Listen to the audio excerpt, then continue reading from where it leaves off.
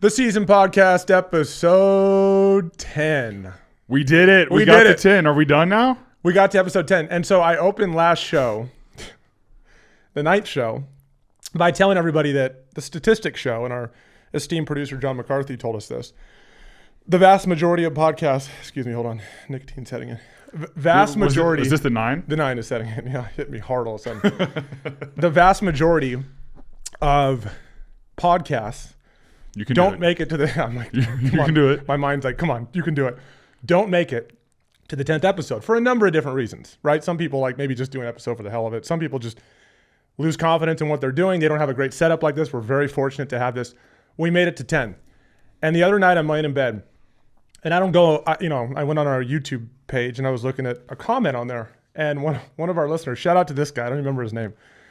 We love you for this, by the way. You can't hurt our feelings. He was referencing the comments I made at the beginning of last show about how most shows don't get to 10. And the only comment I see on there is, hey guys, sorry to say, but this one shouldn't make it to 10. Like criticizing our show, right? And I'm like, my wife's asleep. I'm literally laughing out loud laying in bed at the comment. I'm like, this is so great.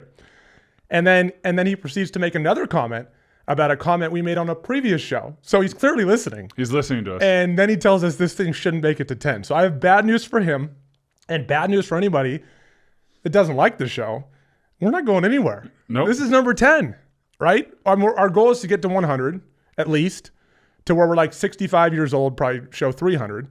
And Nick's not even BDN anymore because he's so old and nasty and wrinkled and what is it like? What's that Adam Sandler movie, Big Daddy, where he's like his old balls and yeah, that's Nick. So, Nick, how we doing? Nick Foles and Evan Moore, by the way. We tend to do things backwards here, but Evan Moore, Nick Foles, the SZN Podcast, episode 10, week 6 reaction, week 7 preview. Willie, how we doing? We're doing great. It's so much fun because when we sit down before the cameras are rolling and before John presses the button and has the live switch going, so many of the conversations are great in the sense that I wish we'd record, and that was one of them where you started on. I'm like, that's perfect. Even if it's a fan, I will say it's a fan of the show. We love you, buddy. We know you're out there. We know you're listening. And we just gave you a shout out, and we're looking at the comments, and we understand, hey, you can go many other places, but for some reason you're choosing to listen to us, and we love you for that. Yeah, and we appreciate you. No press is bad press. Yeah. Let me specifically give him a shout out because it was really good. So his name is All Star Chaos 21. All Star Chaos 21. We love you, buddy. Keep listening. I don't care what team you're a fan of. I don't care if you hate the Eagles. I mean, I think he's a Giants fan. He's got to be, because he made the comment that like, hey, idiot, like they would have won that first. They would not have won that first game against the Chargers with Russell Wilson. Look, buddy. The ball was inside the 5 twice on picks. Russell Wilson would have won that game. Don't care what you say. And the other listeners that think we're idiot, like one guy's like, these guys obviously haven't played big time sports. Again, I love it, right? Yeah. I love it. It's great. You guys keep us going. It's so good. Little naivety. But there was a wait, hold on. I'm going to let you go with this. No, I did that on purpose. I want to see if he came at me. No, so we got to get right to it here because there's something pending here. You're looking at two guys that are men of their word and that pay off their bets. We got our butts kicked last week in a number of different areas. Our picks sucked. I was 3-12. I think I was 6-8. 6-8, not 6-7. That's how we get young listeners. I can't. You were 6-8. This 6-7 thing is just it is what it is. We want to get more. Our girls at flag football started doing it. I'm like, no, we're done. I don't even know what this means, but we're not doing it. It's week 7. It's week 6, and we're heading into week 7. So we're kind of in between 6 and 7. Yeah. That's just upped our listener count of 7 to 12-year-olds. Actually, 12 might be too cool for that. So probably 7 to 10-year-olds. You're looking at a man. If you're seeing this, if you're seeing the visual here, the video, you're looking at one man who made a bet and lost the bet. And you're looking at another man who's collateral damage that wasn't supposed to be part of this bet but got roped in. I don't even like the Eagles, but I got roped in on this. Nick, go ahead. What are we doing on today's show to kick things off?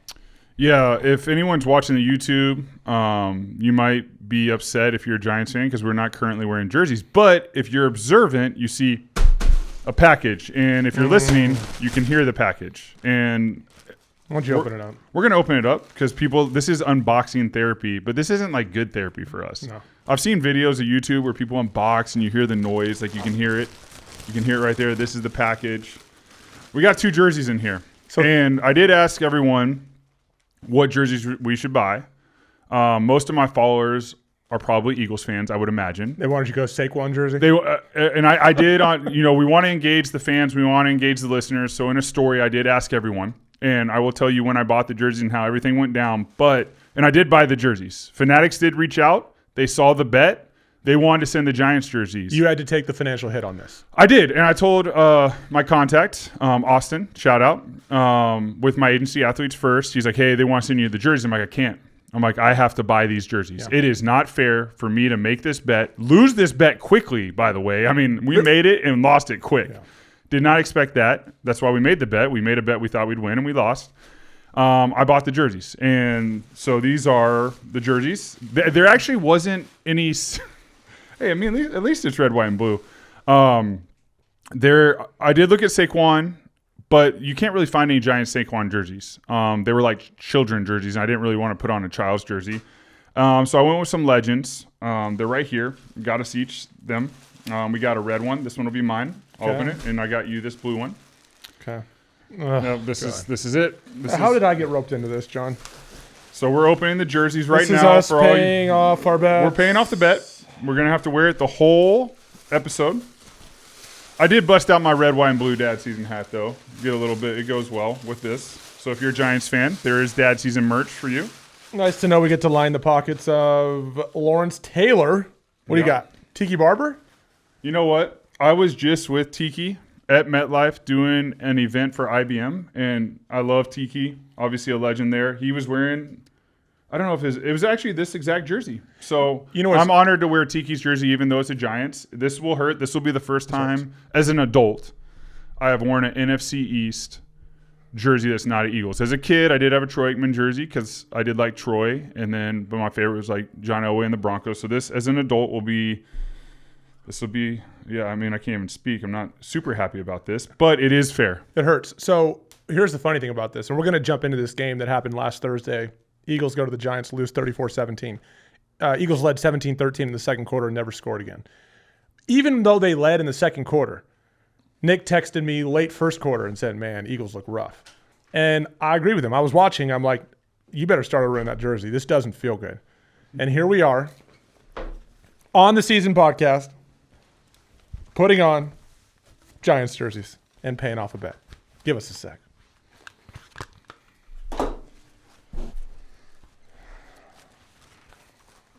You look awful in that color, by the way. Oh, this doesn't feel right. Does not feel right, but a bet is a bet. The nicotine's making it easier. It is. Put on my little Oakley Metas. Just a little. By the way, Nick's wearing sunglasses right now that have a camera on them. I've made fun of Nick in the past for doing the show barefoot, which he's doing again right now. And now he's wearing sunglasses that have eyeglasses that have a camera on them. Nick's weird. I think we've established that. We're further establishing that today. Strange cat. Either way, he's sitting here wearing a Giants jersey as an Eagles legend. Nick, how does it feel? If I don't look down, I'm okay. You're okay.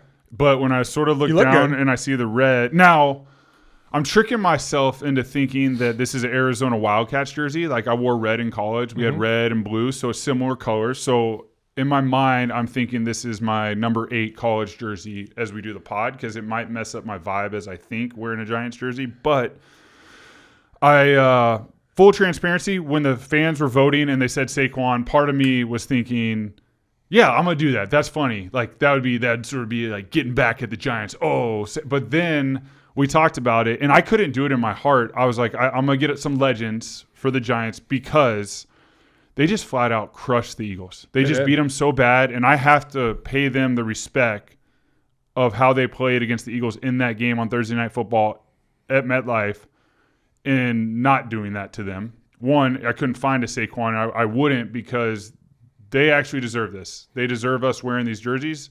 These are both amazing players. Yes, it sucks that we're wearing them, but a bet's a bet, and they flat out won the bet and whooped up on. They didn't just win with like a last-second field goal or someone fumbled at the end and ran. Yeah, they just beat them from beginning to end. And I remember there was a point of the game watching it, and at the end, Eagles are driving. And I'm like, okay, we might have a chance. We're going to have a chance. and then This is fourth quarter, interception happens, taken all the way back almost for a touchdown. That was the point when I knew that was it. We were buying jerseys. That's when you hit rock bottom. That's right there. what, and then I just honestly, I asked the fans shortly after what jersey. I was already on Fanatic. What was the overwhelming response on that? What did they think? What jerseys we should choose? Yeah, it was Saquon. It was Saquon. Well, because most of them are Eagles That's fans. That's right. So no, you didn't have Giants fans saying, "I want you to wear a Jackson Dart jersey." No, we had some Scattaboo and Jackson Dart. I would have worn a Scattaboo. I'd wear a Scattaboo either way. I love this guy. He's a stud. There's so many reels about him right now, and I did look at him when he was at ASU. There's a clip of him. Guys are going into practice, and he is against a brick wall, like a ram, just ramming the wall with his neck, with his head. Just getting his neck warmed up for practice. Mm-hmm. And that's the guy you want on the team. And it's super impressive what Jackson Dart and Scattaboo are doing. Mm-hmm. I think we'll talk about it more. I know you have some topics, but for two rookies to play the game like they are playing and impact a franchise with the energy and swag that they're playing with is truly amazing because of where the Giants were. And this is a coaching staff, like we've said, and I'm still not a believer in the sense at the end of the season, this coaching staff will be there, but they are heading in the right direction and saving all their jobs and getting new contracts and all that. It is impressive. It was a Thursday night football game. Thursday night football games are very different schematically than a Sunday or Monday night football game because of the time you have to prepare and injuries and everything in between. But for them as young players, and you know how this is with young players, with the energy and how they play the game to impact veterans like they are doing is truly amazing, and I have to give them a bunch of respect for that. Even in the huddle, I look at Jackson Dart. You look at a QB's eyes, and even when Russell stepped in, like his eyes don't look the same as they did when he was in Seattle and when he was balling. Like they just look so different. He doesn't seem confident anymore, and I get that. I've been there. It's tough. But when Jackson Dart's in the huddle and he says the play and he breaks the huddle, I mean, that guy is ready to go. He's a competitor. Scattaboo's out there ready to go every single play, not going down, doing flips after touchdowns. I am really impressed with these two rookies. Yeah. Scattaboo, I saw him play a bunch in college when he was there. When he was at Arizona State, and I was working for Pac-12 Network covering them. And it's one thing to have a tough physical back that runs hard, but I think it's easy to also overlook the athleticism there. The standstill backflips, you don't usually see that from like guys that are built like him and running backs that run like he does. And so I think a lot of times when you think about his style of play, it's easy to overlook the kind of athlete he is too. I mean, the guy's an incredible athlete. I think he was at Sacramento State or whatever it was, and then goes to ASU and then ends up where he is now, having an impact as a rookie. Incredible. From an Eagles standpoint, though, you mentioned in this game, this Thursday night game last week, Eagles lose 34-17, lose their second in a row.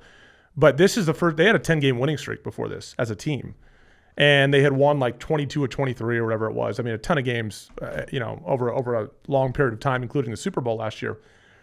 Now, the Eagles were shorthanded, especially defensively. Not making excuses, just pointing out facts. No Jalen Carter.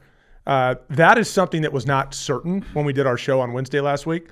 Jalen Carter has a huge impact on this team. Quinyon Mitchell exited the game early with a hamstring. So they were shorthanded defensively. Jalen, they effectively did what I think every team tries to do with the Eagles, and that's turn Jalen Hurts into a drop-back passer. Saquon only had 12 carries for 58 yards, and they were -2 in the turnover margin in the game. So if you look at it statistically, there's everything about it screams like the Giants had the right approach, and the Eagles are simply just off right now. The Eagles were 1 for 9 on third down. And you want to talk about a troubling trend. The last 2 weeks where the Eagles lost to Denver and lost to the Giants, they are a combined 3 for 20 on third down. That stat alone is staggering, but that's usually an indication of something else. And it's very simple with the Eagles. There are too many third and longs. So on first and second down, they're not as effective as they were last year at running the football, getting the ball out of Jalen's hand quick, and getting yards on first and second down to make third downs more manageable. Third downs are not very manageable. So their 3 for 20 the last 2 weeks on third down is largely a function of what they've done on first and second down the last 2 weeks. And it's bad. Late, you mentioned Jalen's pick late in the game. He missed A.J. Brown against cover 0 over the middle of the field. Had him. And it wasn't one of those things where, hey, his eyes had already gone left so the defense rotated. No. He had A.J. Brown over the middle of the field, threw late across the field, ended up getting picked, almost goes back for a pick six. Okay? Now, I don't want to put it all on Jalen either because there's some issues defensively too. So they're not as efficient defensively this year. I mentioned no Jalen Carter in the game, but the pass rush from last season lost Josh Sweat, Milton Williams, Brandon Graham. And then Nolan Smith this year is on injured reserve. And as a result, and with Jalen Carter being out this past week, the Eagles only have 9 sacks this year. 9. Now, in an odd way, they're still doing okay against opposing quarterbacks. They're holding opposing quarterbacks to an 83.3 passer rating, which is the 6th best in the league, but they're not really getting after the passer, right? So these issues on third down, lack of an identity offensively, and then the defense under Vic Fangio this year is not perfect by any means, right? They've been fine, but it's not what it was last year, specifically getting after the opposing quarterback, right? And the Giants took advantage of that. They played a young team with 2 rookies in Cam Scadaboo and Jackson Dart that have this youthful exuberance about them, almost like this youthful ignorance about them. That like, hey guys, you're not supposed to be doing this early in your career together in a rookie backfield, beating teams like the Eagles that have dominated the NFL for a while now. So we wear these jerseys and we wear them.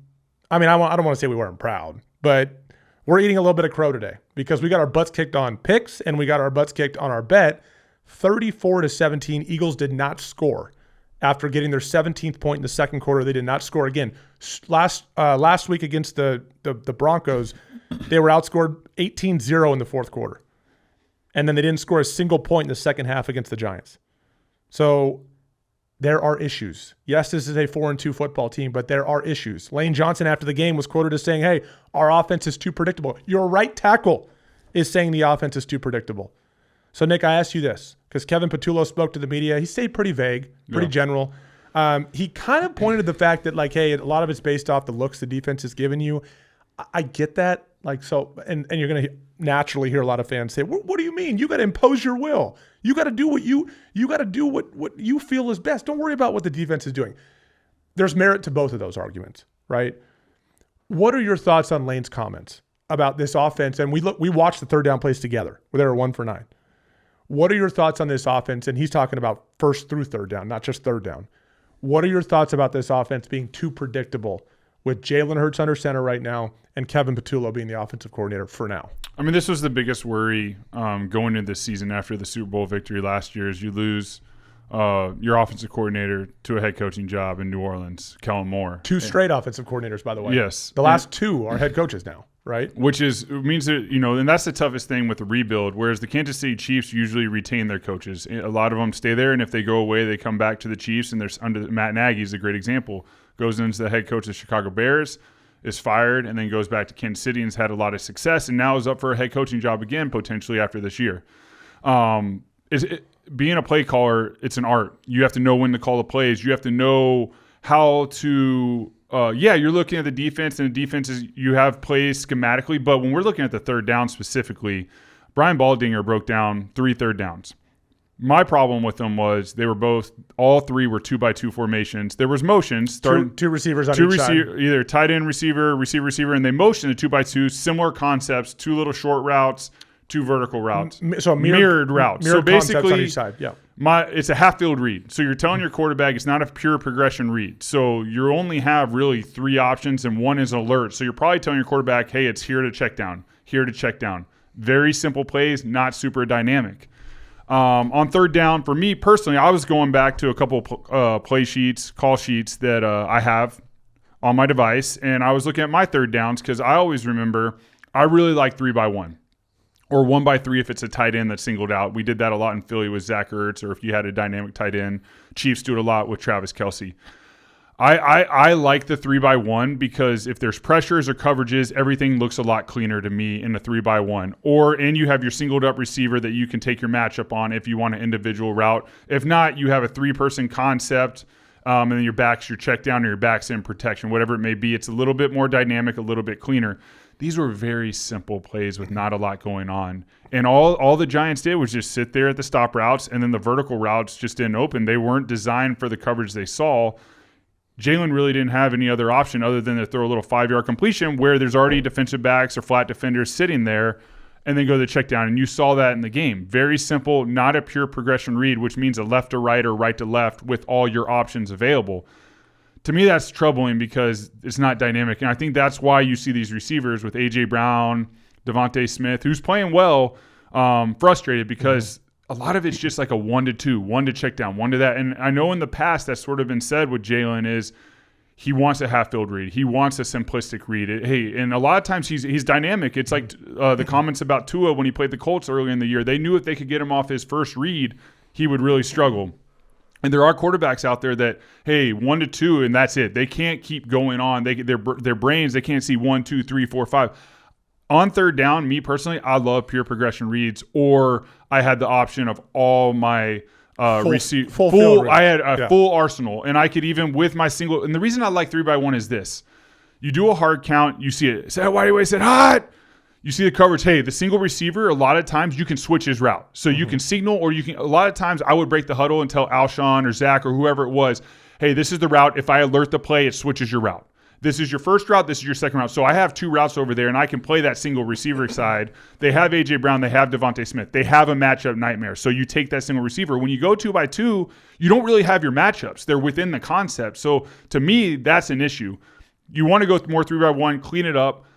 It could be the issue is he doesn't want to have a pure progression read or have all those arsenals, so they go 2x2. Because a lot of times when you're building third down, this is how it goes for fans that don't realize it is. During the week, you have a third down day, a nickel day, and you run all your plays. And then after practice, you watch the film, you look at your call sheet, you get a fresh call sheet. All right, what plays do we not want in the game plan? You X them out then. Hey, you know what? I don't want this one. So that way, when you go back to walkthrough or whatever it may be, you just work on the stuff that you want to rep in the game. And then on Saturday morning, walkthrough and everything, you have a meeting. And you go through every scenario. You go through base down, play action, screens, third down, each section, 3rd and 2 to 3, 3rd and 4 to 6, 3rd and 7 to 10, 3rd and 11 plus. You have all these sections. Then you have red zone, all the different sections. Because a lot of times the red zone in the NFL doesn't really start till the 12-yard line. It doesn't start at the 20. The red zone shifts when coverages change. So a lot of people at the 20 play their normal coverages, and you just see at what point do the coverages shift and they start changing it out. And it could be the 12. It could even be like the 6-yard line. Teams will play their normal coverages. You rank your plays. So as a quarterback, it'd be like, hey, I like 1, 2, 3, 4, 5. You rank them, and then when you get the call sheet on game day or later that day at night, you have your stuff ranked. So the play caller then knows what your favorite plays are in these situations. Now, percentage-wise, you want to be third and short. You alluded to and you said they're in a lot of third and long situations. That is very difficult. With half-field reads, it helps if it's 3rd and 2, and then you go 1, 2, and run. Yeah, it's super easy. But when you're 3rd and long, you don't. Jalen doesn't really have that option. He does a great job with his legs. He does a great job. You like his legs? Yeah, great legs, strong legs. And it was funny. I was curious about stat. He's got like 55 rushing touchdowns. I was curious. All right, the tush push. I love how they execute the tush push.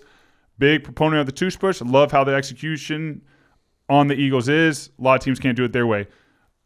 33 of 55 of his rushing touchdowns are on the tush push. In his career are on the tush push. That is a lot of rushing touchdowns on tush push. He's going to break the record that was set by Cam. There's another quarterback out there. I think it's Josh Allen who's going to set the record too. But those guys are not running the tush push. There might be some QB sneaks in there, but Cam's were like crazy all over the place. And that was for his whole career. Jalen's only had a short amount of time. So that being said, in this situation, they have a lot of issues. Another thing too is they had a great running game last year. They have a great O-line coach. They got to figure out. They need to almost take a page out of the Lions playbook. Lions are really a run first team, and then they do everything off the runs with their dynamic backs, whether it's play action, bootlegs, boot screens to tight ends, whatever it may be. They need to take a page out of that book and it's like, hey, if you really want to be a run first team, like there needs to be play action. There needs to be something sexy that like tricks the defense. You don't want to get in that drop back game. The other night with the Lions, they're like, the Lions do not want to be in a drop back game coming back in this game. They want to be in the run first game, the play action game, much like the Vikings were many years ago with Kirk Cousins. Hey, it's play action, run. You have these dynamic receivers. The Eagles have the receivers to be aggressive and great in the pass game. They just have to figure out they do not need to be in this drop back battle. They have to be in third down. I get that. But don't get to 3rd and 8. Do not get to third. Your first and second with the skill set in the O-line, I know there's some injuries and stuff, but you should never be in third and long. Yeah, it's an O-line that allowed 6 sacks against Denver, and Denver's got a hell of a pass rush. Yeah. But they haven't been perfect. But again, a lot of it is putting your guys in the right position to be successful, right? Let me throw something at you real quick. And this will piss a lot of Eagles fans off, but look, this is the reality of where things are at. And look, we're not saying that Jalen Hurts is all of a sudden this bad quarterback, all right? But it's very clear that there's an issue on third down, which starts on first and second down. Some of this is play calling. It's not all Jalen's fault, but this is what's out there.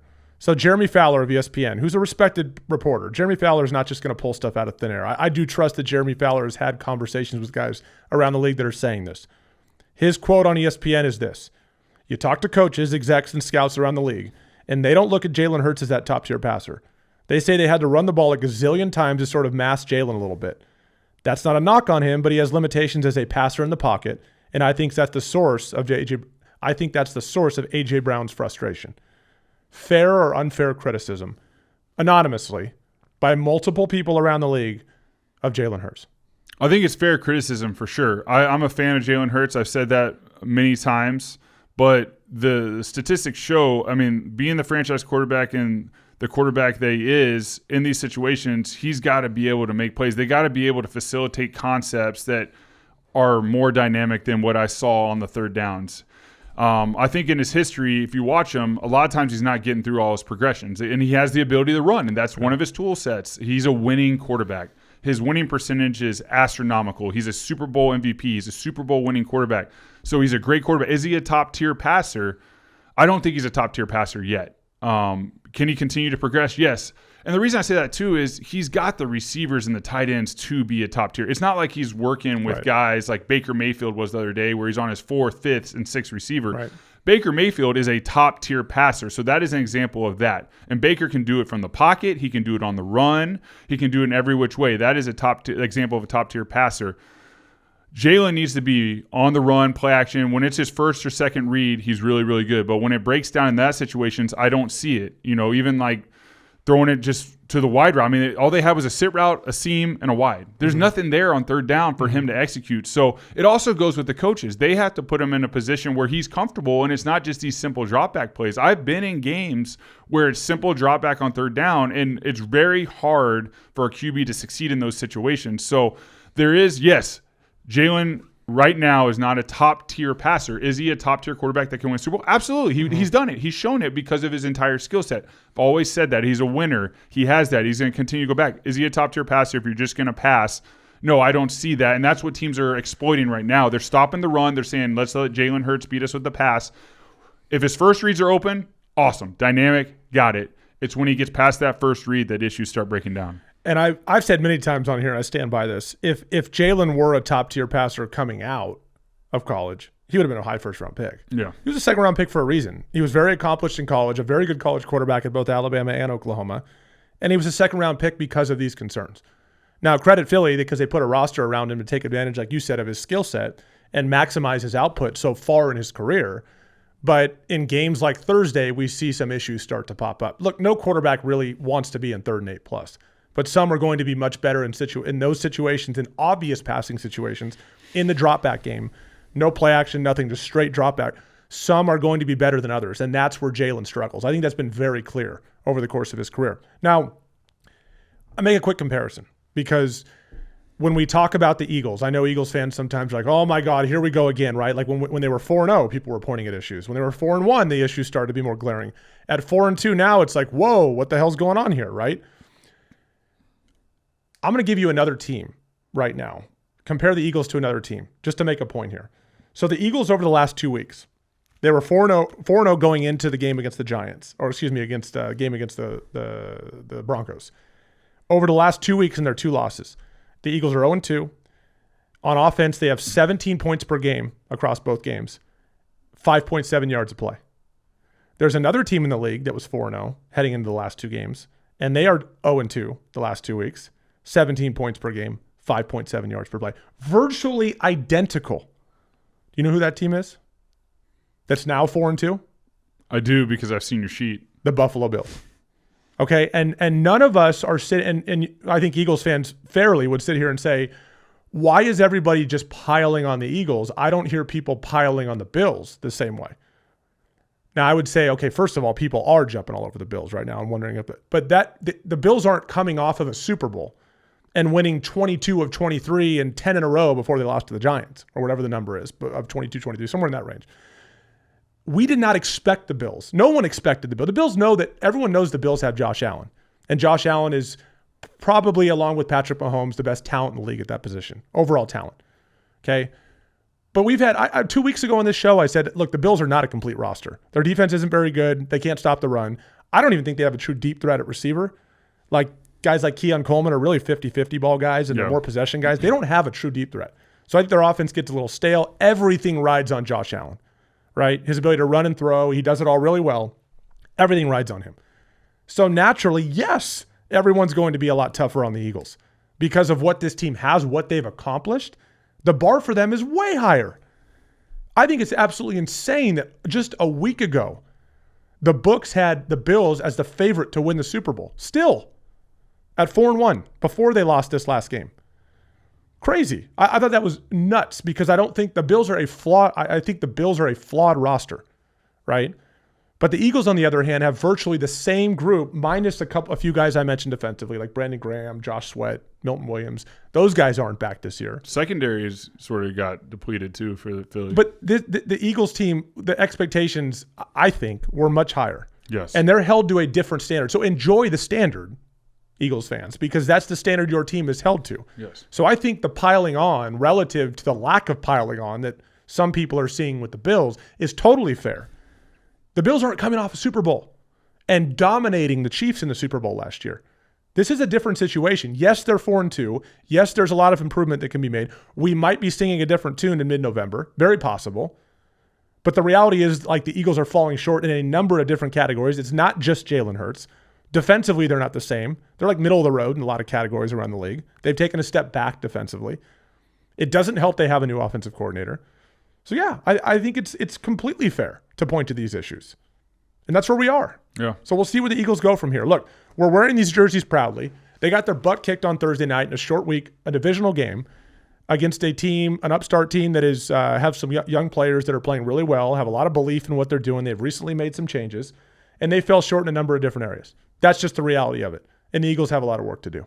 No, they do. And, I mean, hats off to the Giants for how they played. Hats off to Jackson Dart for how he played in the game. I mean, when you just throw him from the pocket, I mean, you can tell this guy slings the ball around really well. And maybe Brian Daboll needed a guy like Josh Allen. He had a lot of success with Josh Allen in Buffalo, and he really hasn't had that type of quarterback. I know he had Daniel Jones, but that's not Josh Allen. Daniel Jones is a different player than Josh Allen. But I would say if you want a guy that's similar to Josh Allen, you have one. Yeah. And Jackson Dart, with just the way he plays the game, the way he runs around, the way he can throw the ball.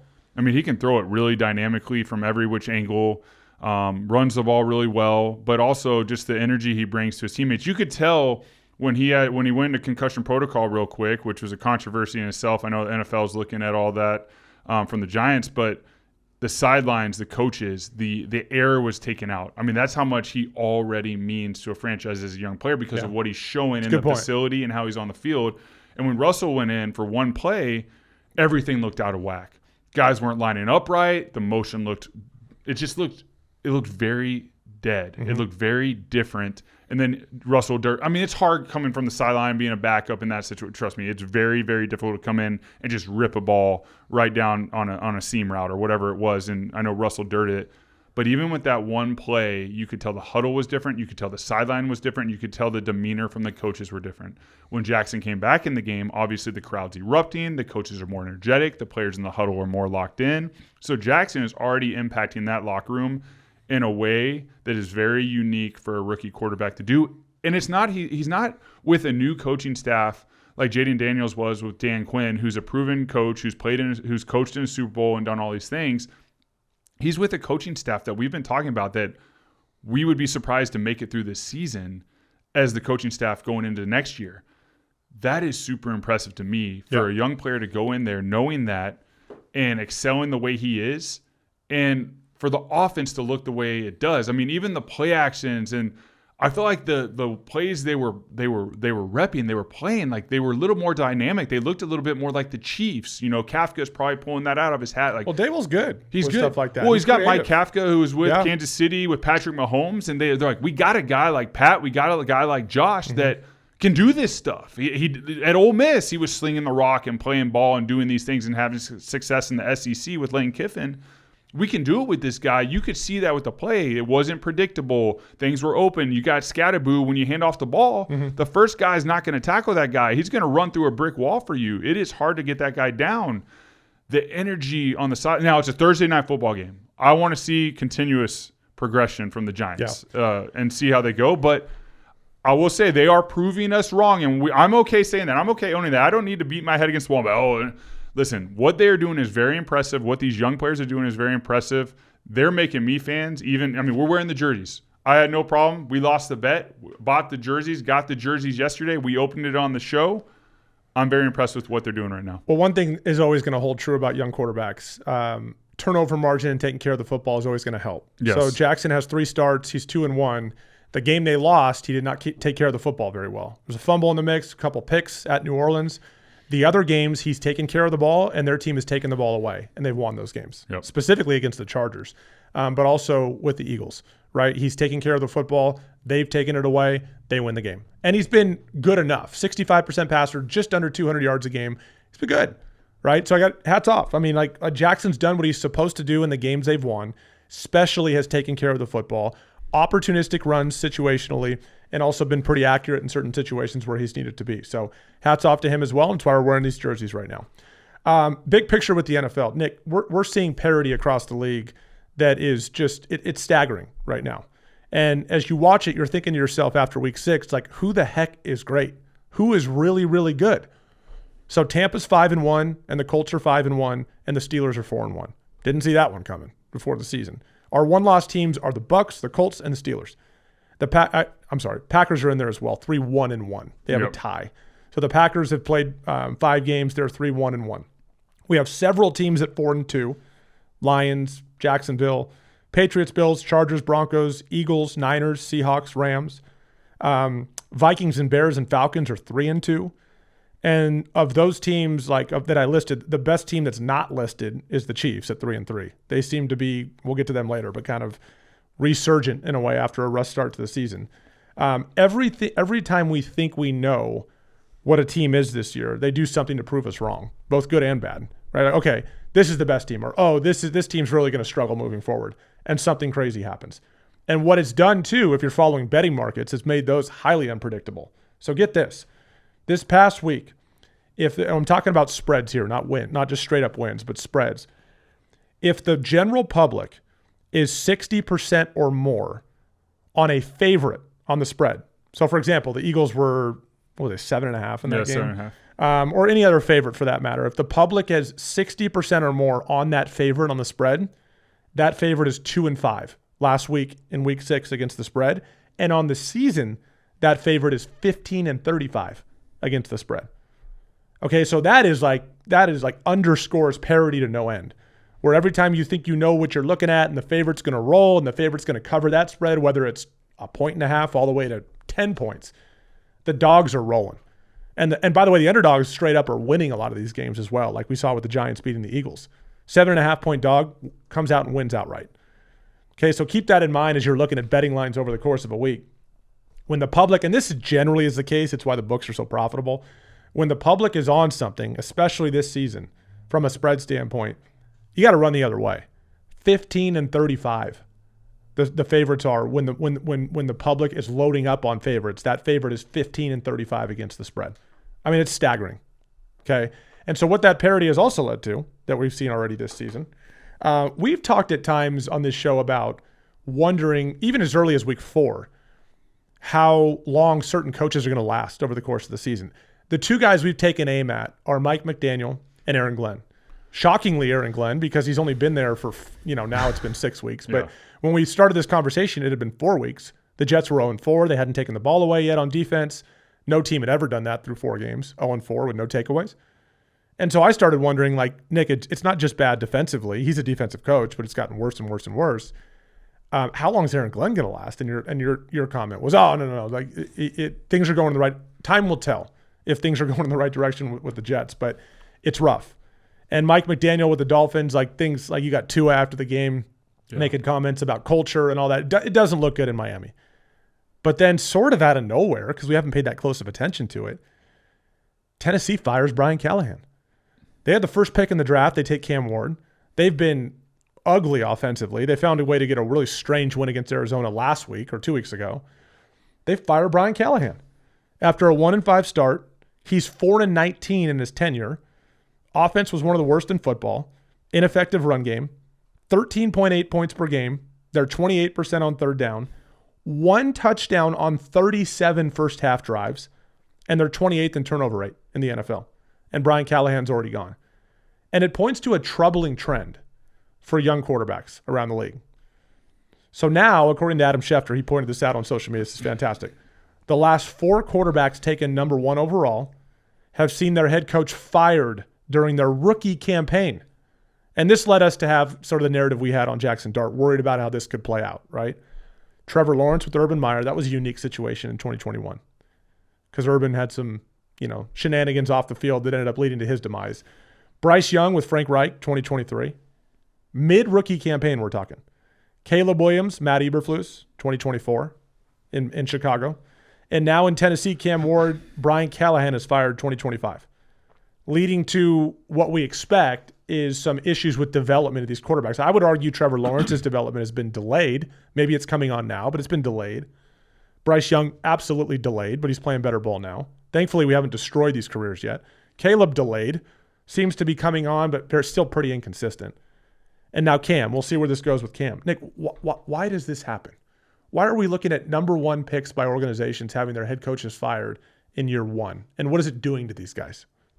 Yeah, I mean, I would love to say that all these coaches were on their last leg and it was like a last-ditch effort with drafting a quarterback number 1 and saving their jobs. But Frank was in his first year there, right? And in Carolina, and they let him go. So it just shows you the power of the QB position. As an organization, if you drafted QB number 1, the one thing they want to see is, can this coaching staff coexist with this quarterback and get the best out of him? Because they do all this research to draft number 1. There is a ton of research, interviews, questions, asking everyone about them.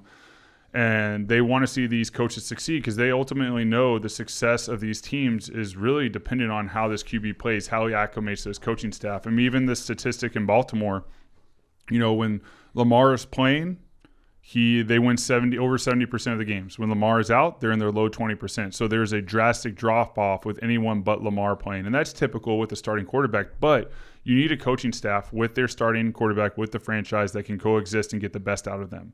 So like in Dallas is getting... So are you saying that they're firing head coaches out of fear that coach is in the process of destroying this quarterback? I would say that's a fair assessment, absolutely. Okay.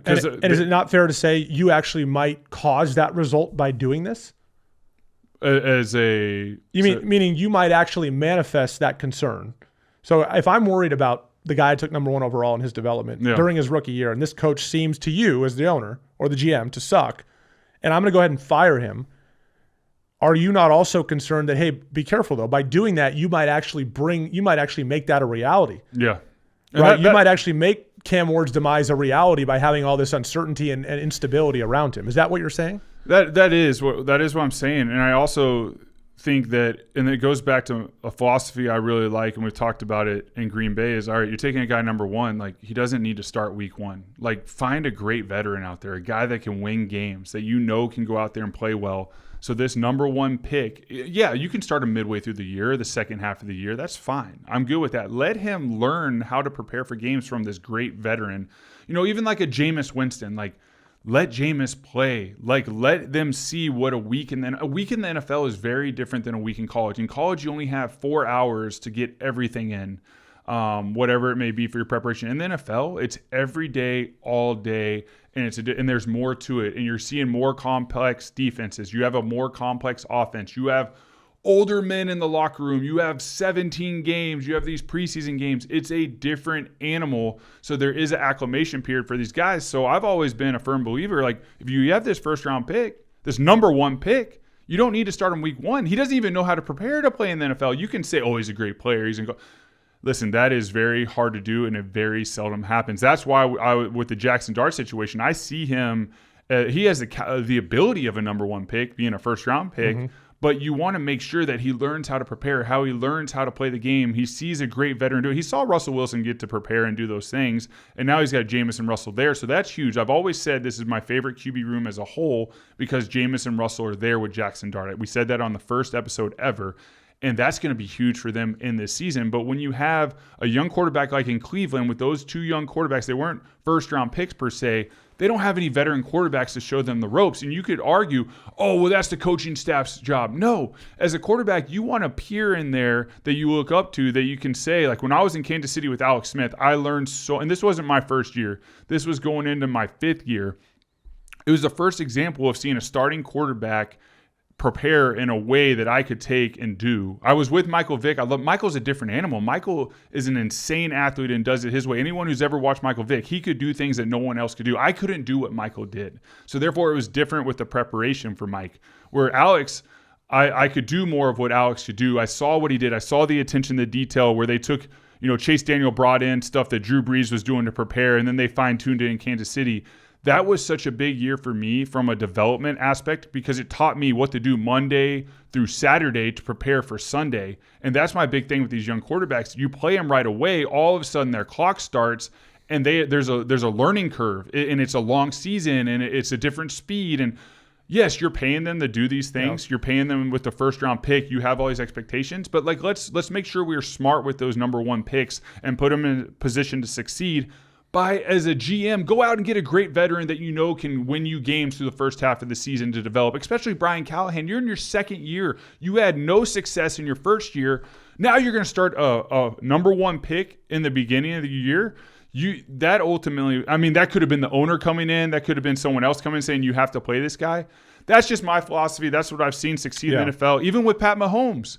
Alex Smith was his starter his whole rookie year. Pat Mahomes is the best quarterback. He's heading to the Hall of Fame when he's done his career. 3 Super Bowl wins. Probably going to win some more Super Bowls with Andy Reid, all these things. Alex Smith, he got to watch him an entire year to develop to go into year 2. And ultimately, he win a Super Bowl in his year 2? Yeah, and better coaching too. He had better coaching, but that's my point. When we make these points about these young quarterbacks, and especially the Giants, I know Giants fans got offended, and Jackson's playing great and all that, but you want time to learn how to be an NFL quarterback. So ultimately, the story for your career is ultimate success, not this like year 1, year 2 delayed QB play that we see and Bryce and Trevor and all that. Like, that's a different animal. I think it's interesting. There's irony here because we're talking about Brian Callahan being fired in Tennessee. He's working with the number one pick in Cam Ward. And Cam Ward so far this year is a 55% passer. 3 touchdowns, 4 interceptions.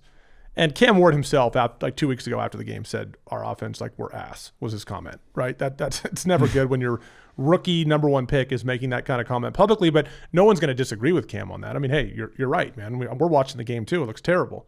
So you fire Brian Callahan. But the irony here is that you fire Brian Callahan to avoid the demise of your number one pick. And what Nick is arguing is that, hey, by the way, by doing this, and we're not in the locker room, in the meeting rooms to know that Brian Callahan's on the right path with this, but the irony here is you do that after 6 weeks, and in doing so, you present a situation of instability where and this is our biggest fear for Jackson Dart. I know he's played well so far. We're pumping the brakes. Admittedly, we're pumping the brakes. But the biggest fear with these guys is in trying to save them and introducing instability to the situation, you actually manifest your biggest concerns, which is destroying the confidence and all the infrastructure around that quarterback. Because let's be real, fan bases are not very patient. And organizations are very reactive to fan bases' expectations and talking heads and what they say about organizations. GMs and presidents are sensitive to that. Oftentimes they react too quickly to what the fans want instead of staying the course. And so they make a move because they're like, oh, you can't let Cam Ward's career be destroyed. Let's make a move.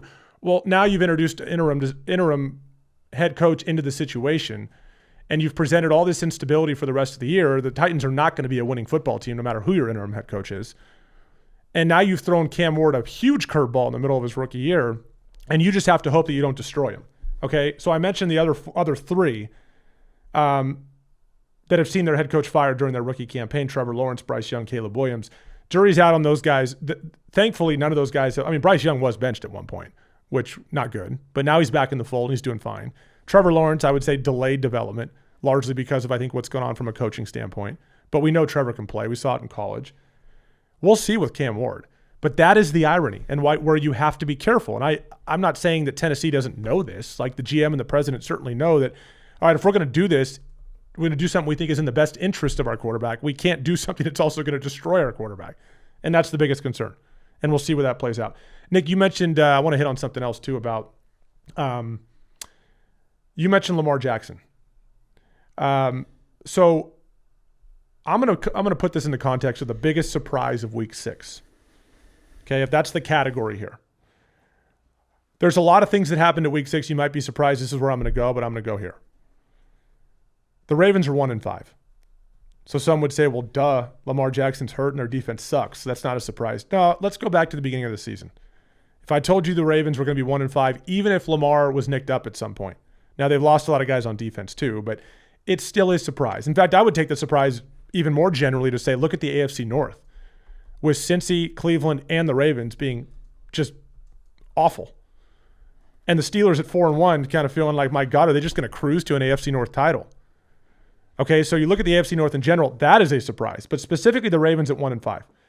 So Nick mentioned with Lamar Jackson. So Lamar, I think he was a rookie in 2018, I believe it was. With Lamar, the Ravens are 75-32 when he starts the game. They have a 70% win rate when he's their starting quarterback. Without him, they're 4-11, 26.7% win rate. So it drops off significantly. Their offensive coordinators, just for some context, in 2018 were Marty Mornhinweg. That was Lamar's rookie year. In Lamar's second year, it was Greg Roman. And that went all the way till 2022. Lamar won the MVP in 2019 under Greg Roman. And then now it's Todd Monken from 2023 till present. And Lamar won his second MVP in 2023. So he's played at a high level for both those guys. Okay. Tyler Huntley, as Lamar's backup, made the Pro Bowl in 2023. And I think that's something a lot of NFL fans point to. Like, well, what about Tyler Huntley's success? Well, Tyler Huntley in 2023, or I should say the 2022 season, 2023 Pro Bowl, made the Pro Bowl as an alternate after helping the Ravens make the playoffs in the 2022 season. But here's the thing. As a starter for the Ravens, Huntley is 5-9 in the regular season, and he's 5-10 in the playoffs. Okay, so I understand that Lamar Jackson is a unique skill set. In fact, there's probably some comparisons to Tyler Huntley's skill set. That's why people thought it was a logical backup for them. I understand that Lamar's skill set is unique, and Lamar is borderline like generational talent. He's a fantastic football player. But I wonder what it says. And I mentioned the offensive coordinators because John Harbaugh is not an offensive coordinator.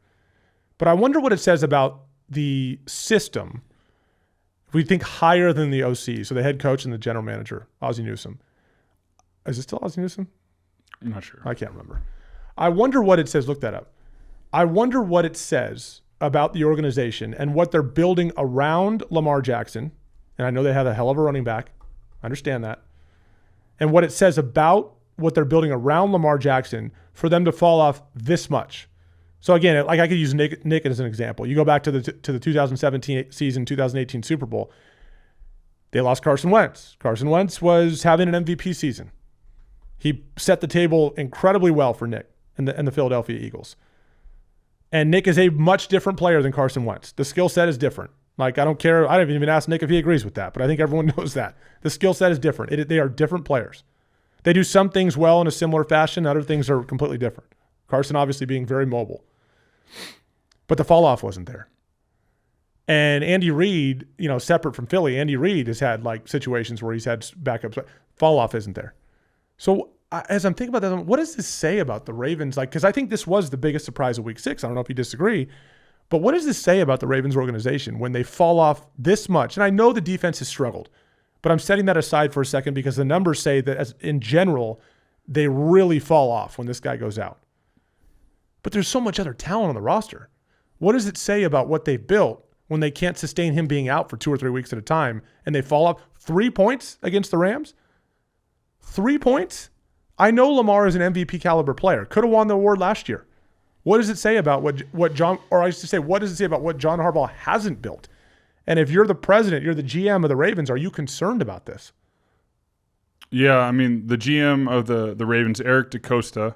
That's right. Yeah, he's been out for a while. Yeah, 2019. But I think the biggest thing, you mentioned my time in Philly, and I was with Andy Reid, and he's had success with backup quarterbacks, and a lot of those guys have gone on to have starter roles, including myself.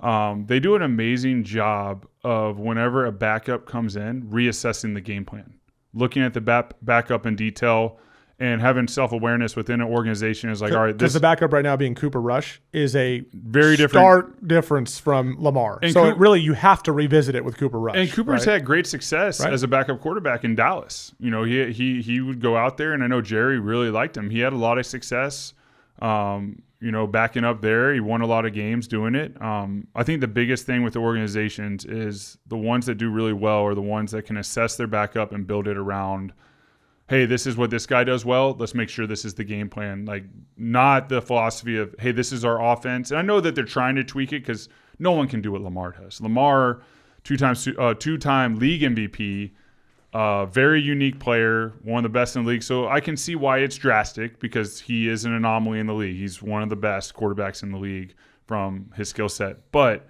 you got to find with your backup quarterback, you got to sit down and be like, hey, these are the concepts I really feel comfortable with. These are the concepts I have a lot of time on task with. I've repped a lot through my career. Let's put these in the game plan. If we have to motion to them or disguise them a little bit, because that's what teams do, we got to do that. It's really hard. I mean, even Shanahan in San Francisco, I know he's been doing well with Mac Jones, but historically, it's not a great percentage as well. Usually when their guys go down, their season's over. Mac Jones is an anomaly for Shanahan. Mac Jones is actually going in and doing a really good job. I mean, I know Brock Purdy and all that, but it's hard with the backup. The best coaching staffs are the ones that can assess their backup quarterback and put them in a position to be successful. And a lot of times that's in your first or second start. Hey, easy completions, short completions. We're going to disguise it. We're going to motion to it. Hey, we're going to take the quick game. We're going to do that. Hey, here's a good play action. We set it up with the run game. Andy Reid does a great job early in games. He has shots on his sheet that he circled, but they're going to have a run play that is the same formation, same personnel, to see how the defense is playing that day, to say, hey, do we like this shot or not? And then you go to the sideline and say, hey, we're going to get to this shot play. We're going to get to this deep post or double post, deep cross, or whatever it may be. Hey, they gave us quarters. They gave us exactly what we want. Hey, when we see this play, you're going to go your outside post, your deep cross to your flat. We saw it because we ran the play. Those coaching staffs, they're an anomaly in the NFL. They're far and few between. That's why Andy's had so much success. That's why we had success in Philadelphia. The big reason we did was I repped Carson's version of the offense for a few weeks, and I did pretty well.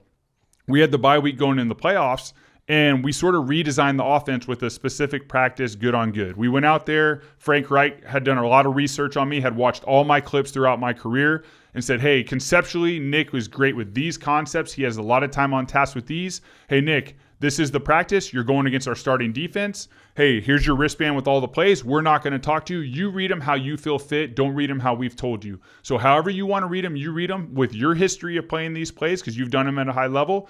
And it showed me I'm a type of quarterback that read and reacts, and I had a great practice. And then we were able to build that going in the playoffs. So everyone's like, how that 3-game stretch in the playoffs where you beat the Falcons, where you beat the Vikings, and when you beat the Patriots, like, what happened? Well, I had a coaching staff that knew I was the quarterback. Carson's injured, MVP caliber year.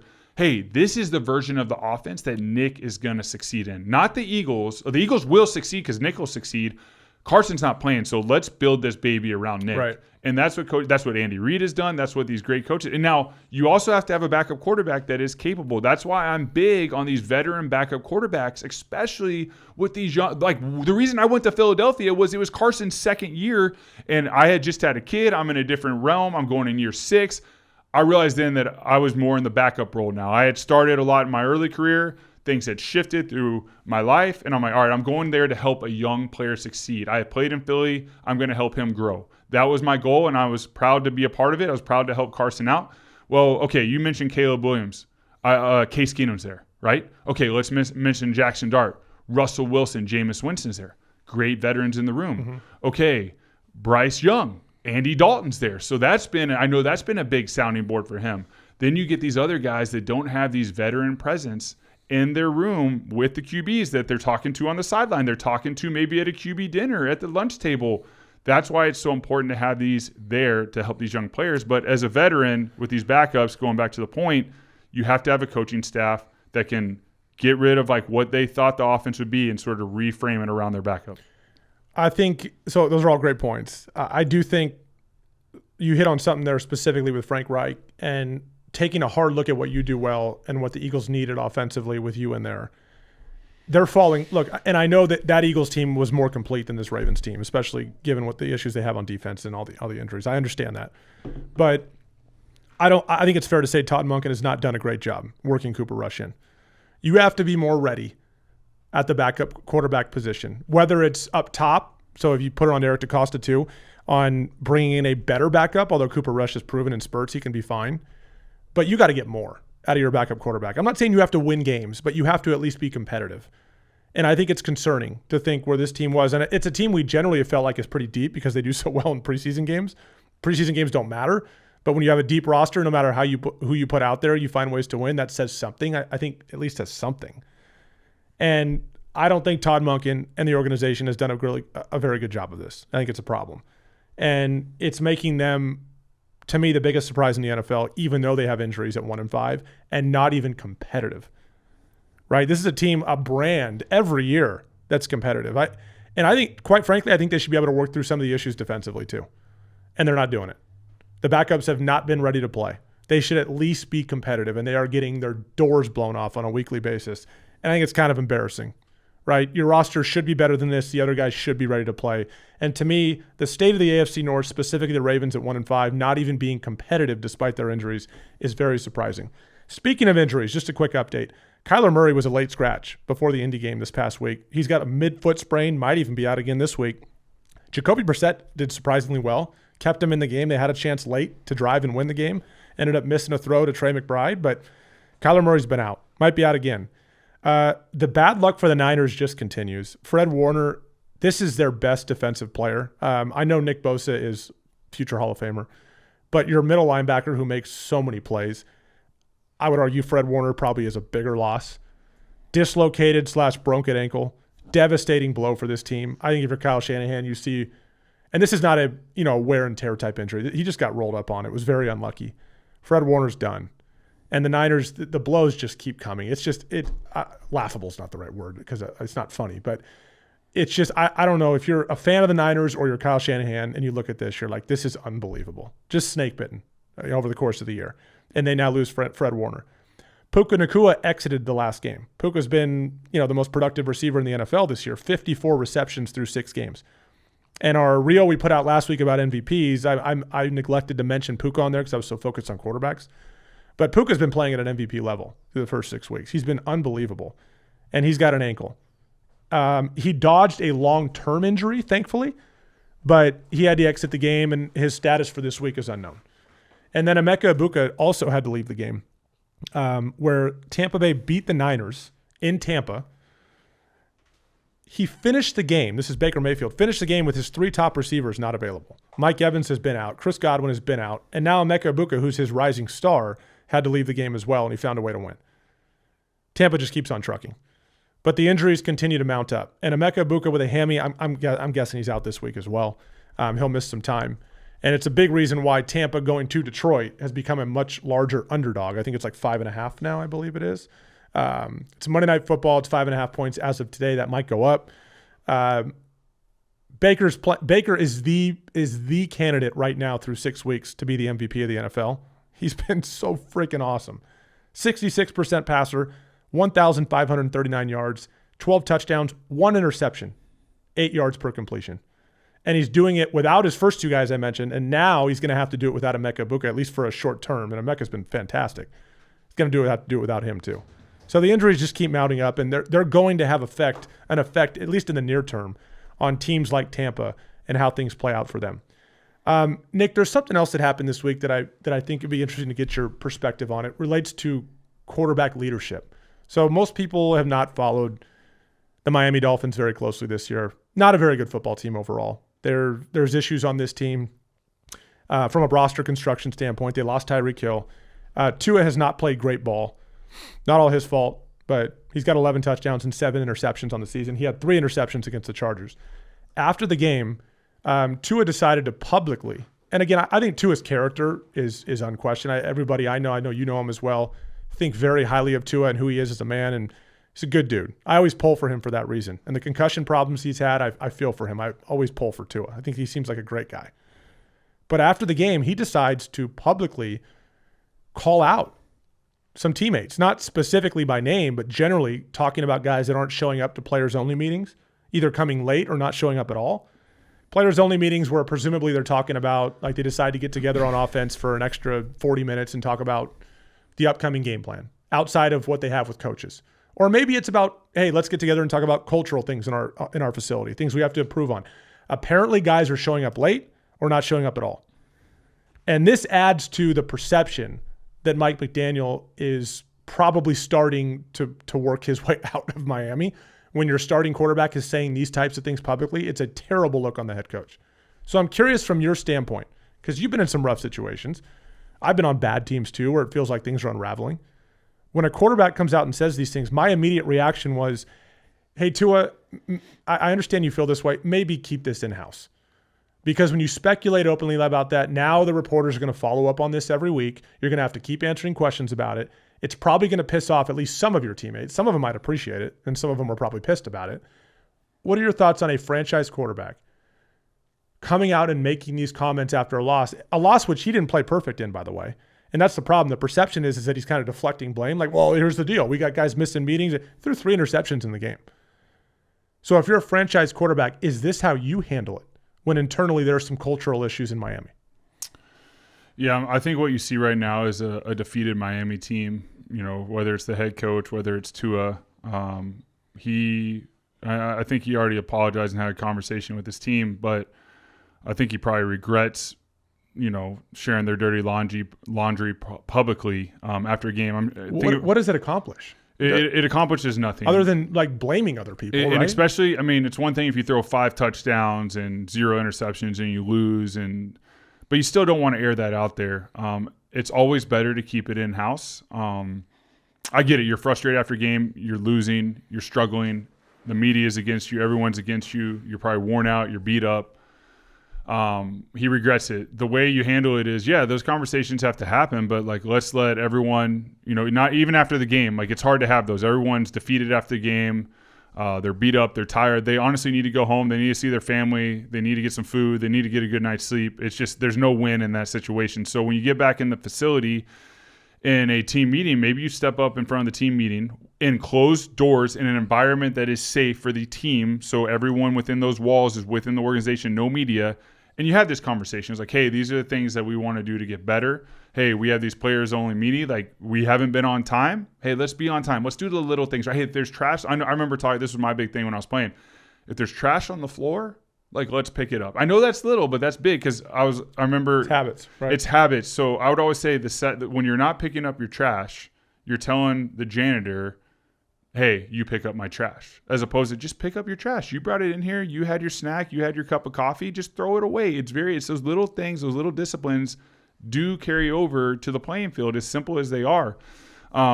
So that being said, as a franchise quarterback, there's a way to lead. Like you said, Tua, there's a lot of people out there that, like, great dude, foundation in his life, what he does. I think he's just broken down right now, and he just aired it out there, and he probably regrets that. Another thing, and we alluded to it, and I also think it probably was the reason Brian Callahan was let go. There was a press conference a few weeks ago where a media member asked him, do you think your team's resilient? And I guess they were quoting something he had said prior, and he's like, I see what you're doing. I see what you're doing.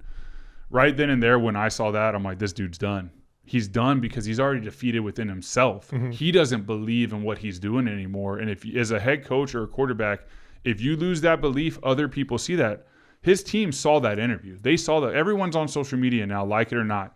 They saw him react that way to the media member. And there's just a way, as a franchise quarterback, as a head coach, there's so many times I had to speak to the media right after a loss, right after an interception, right after this. Those are hard conversations, but I'll always say a prayer and be like, God, I hope I glorify you and impact people that are listening. And I would just go in there and handle it the best way I knew possible. And the loss has more powerful impact on your team than speaking after a win, because your teammates are going to see those clips of you and how you respond. Do you still have that energy? Do you still have that fire? And if you do, you're going to be all right. But I know we're talking about Tua, but I'm also going to Brian Callahan. When I saw that, I'm like, this dude is a defeated guy leading it. And you get to that point sometimes.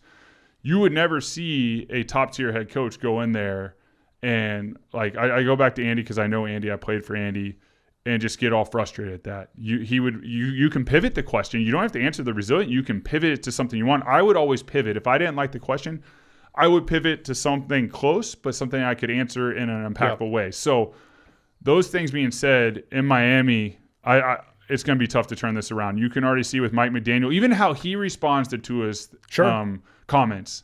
It doesn't seem like a leader who's confident in himself anymore. And then Tua is second-guessing what's going on there, and that's never good ingredients to have success. When things aren't going well, I think what you're hitting at, and I think this is a really good point, when things aren't going well, a lot of times the future of a coach, or even a quarterback for that matter, anybody in a leadership position, can be determined by the way they publicly handle it and their talking points and narrative around the situation.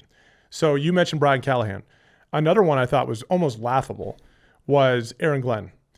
After the game in London, and by the way, you want to grow the game in London, like, don't put the Jets in London. Like, the point is to grow the NFL and interest in the NFL, and you have the Jets go play in London. After the game, in a game where the Jets had -10 net passing yards, under 100 total yards in the game, -10 net passing yards. Now, they almost won the game, which is crazy, but the Jets are 0-6. They finally got their first takeaway, by the way. Their end of the half sequence where they faked a punt in their own territory, they took the risk of faking the punt. They get it, and then they basically bleed the clock out at midfield to 0. It's just like it's insanity what's going on the Jets sideline. And Aaron Glenn looked lost. Garrett Wilson looked pissed off at the way they were handling it. All of it didn't look good. And then after the game, a reporter, and I'm going back to the way coaches handle stuff in situations. A reporter asked Aaron Glenn about the quarterback and whether it kind of hinted like, is he playing well enough? What's going on here? Are you going to make a change? And Aaron looked at him and goes, man, why would you ask that question? Okay, very defensive. Why would you ask that question? Well, because we watched the damn game. That's why anybody would ask. Anybody with a right mind would ask that question. Your quarterback just had -10 net passing yards, and you're surprised you're being asked the question? I'll take it to college. Deshaun Foster was fired at UCLA after 4 weeks. UCLA is not a school that's interested in paying large buyouts and dumping a bunch of money into football. All Deshaun Foster has to do after each loss is say the right things, and he buys himself 2 full years. All he has to do is say, as a team, we've got a lot of work to do, and list the different areas where they're going to improve. And every day we're going to show up, we're going to keep getting better in those areas, and things will improve here. That's all you have to say. And you buy yourself, I say, 2 full seasons. Even when you can't beat anybody through the first 4 weeks of the season at UCLA. It was awful. They never even led in the game through the first 4 weeks. Awful. But UCLA is not interested in firing coaches unless they absolutely have to. When you can't even come up with a sensible response to what's going on, you get yourself fired because you're embarrassing the organization or the university in this case, right? So we just gave 2 examples. Like you said, Brian Callahan, maybe on a little bit of a different level. Aaron Glenn also. You have to learn how to say the right things in situations like this to make the fan base and the organization feel like, okay, I know it's not going well, but he's got it. And sometimes these guys can't figure out just the most basic things to say to make people believe that, like, hey, we're on the right track. Even if you're not on the right track, become a master bullshitter, at least. And these guys can't even figure out a way to do that. Blows my, I mean, the Jets comment with Aaron Glenn, it's like, are you kidding me? That's your response? How about, that's a good question. No, there's no doubt in my mind our quarterback has to be better. I believe in stability at the quarterback position. Here's why. And Justin will be better. We believe that. But I understand the question. Instead, why would you ask that question? Because the dude had -10 net passing yards. That's why we asked it. It's a bad look. I don't understand why coaches haven't figured that out. It just blows my mind. Yeah, I mean, you let your emotions get the best of you in front of the media. I mean, The reason I can speak on the defeatedness and all that is I've been there. I've felt it. I've felt going into games. My last year in Indianapolis, the whole organization was defeated with Frank being fired early in the season or midway through. I mean, he was fired on the day my son Bodie was born. Like right before we're about to welcome Bodie in the world, I get a text that Frank was fired. And then right after Bodie was born, Jeff Saturday was hired as head coach. And that whole year we had one more victory, and then it was just tough. Coaches were leaving for other jobs. So I know what it's like to even play. I got thrown in a situation. I know what it's like to try to rally the troops and feel defeated. So that's why I'm saying this. But when you're in front of the media, you almost have to like take a breath right before it, even though you're feeling all this inside, all this turmoil, all this angst, all this doubt, all this fear, whatever it may be. And I always say a prayer, hey, God, just give me the words to glorify you in this action, in this situation, because my mind and my body do not feel this way. And there's a way to do that in front of the media where the whole world sees, where all these reels are created, where everything's done, where your team is going to see it. And then when you leave, like my wife or like we've had conversations, you have an outlet. You can let it all out in a private setting so you can hear it come out of your head and you can grab what you can to go the direction to make your team better. That's how you handle it as a leader. But you're going to still feel the way. You might, like even Aaron Glenn, I bet he feels so defeated. But you got to take a breath. You got to do what you got to do to reset. Become a politician. Say the right things. Everyone asks me whenever I'm around, hey, what makes a great head coach? Well, a great head coach has a strong conviction in who they are and how they want to lead a team, and they do not waver from that, no matter what is said. Consistent messaging, right? Yes, consistent messaging. The best head coaches I've ever played for, that is how they are. The coaches that eventually they lose that track because maybe they were modeling it after someone else and it wasn't their own way of doing it. And then when flaws started hitting, they didn't know which direction to go because it wasn't authentic to them. It was a way that they were shown how to do. But when you become a head coach, take everything you've learned, but make it yours in a way that you can be authentic, a way that you can keep leading your troops by. And the way you become a great head coach is in the down years and the tough times. You are that leader that somehow can turn it around. That's why you were hired. Same as a franchise quarterback, same as a quarterback in the NFL. I remember after we played the Oakland Raiders on Christmas Day, and we beat them in a 2-minute drill, but I didn't have a great game in 2017. The whole media was doubting everything about me. There was questions within the organization. Should they bench Nick? After the Cowboys game, I played 2 quarters. There was all this doubt. But the messaging I got from Frank and Doug and all my teammates was like, we believe, we know you can do it. And that impacted me because the voices that mattered in the media or within my room kept me going in that clear-cut direction. Whereas if they were wavering and like, hey, you know what, we're going to assess everything. I don't know this, that, everything. I saw doubt in my coaches. It would have come to me and I would have probably started doubting myself. But I never doubted myself because my coaches who were leading the charge never wavered. In a way, it's like, and I know sometimes it got exhausting, but it's why Bill Belichick, one of the reasons he was so great, is the message was always the same. Win or lose, you couldn't get him to go a certain direction. He would just, no, not doing that. It was boring. Media hated it. It was boring, but that is that's ultimately what it takes. I mean, it's okay to show some personality, but when you show chinks in the armor, so to speak, you show frustration, you give people things to dig into and sink their teeth into.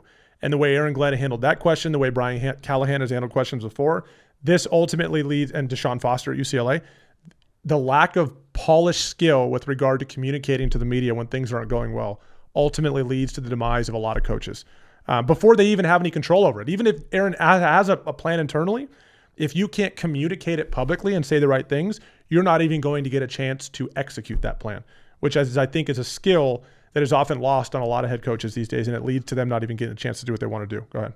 One more point on all this. Just with a first-year head coach that's a young head coach like Aaron Glenn, and we've mentioned some others, another thing that I see is when they leave a team, when Aaron Glenn took over with the Jets, he brings Tanner Engstrand, who was with the Lions as a passing game coordinator and tight ends coach, and now he is an offensive coordinator for the first time with a first-time head coach.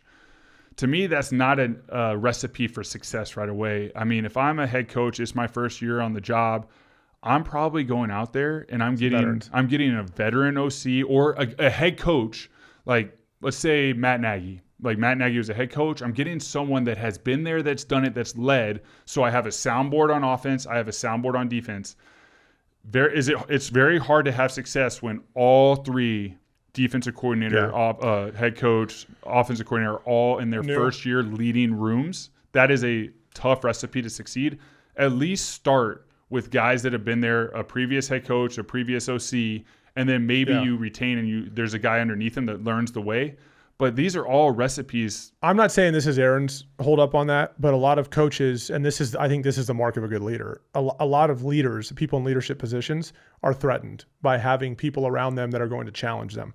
They want people around them that are just going to do what they say and agree with everything they say. Which is a bad recipe. Diverging viewpoints. I mean, you're talking about the best CEOs in the world will tell you, like, I had people at the table that would challenge me every day and were more experienced than I was in a number of different categories, and they would challenge me.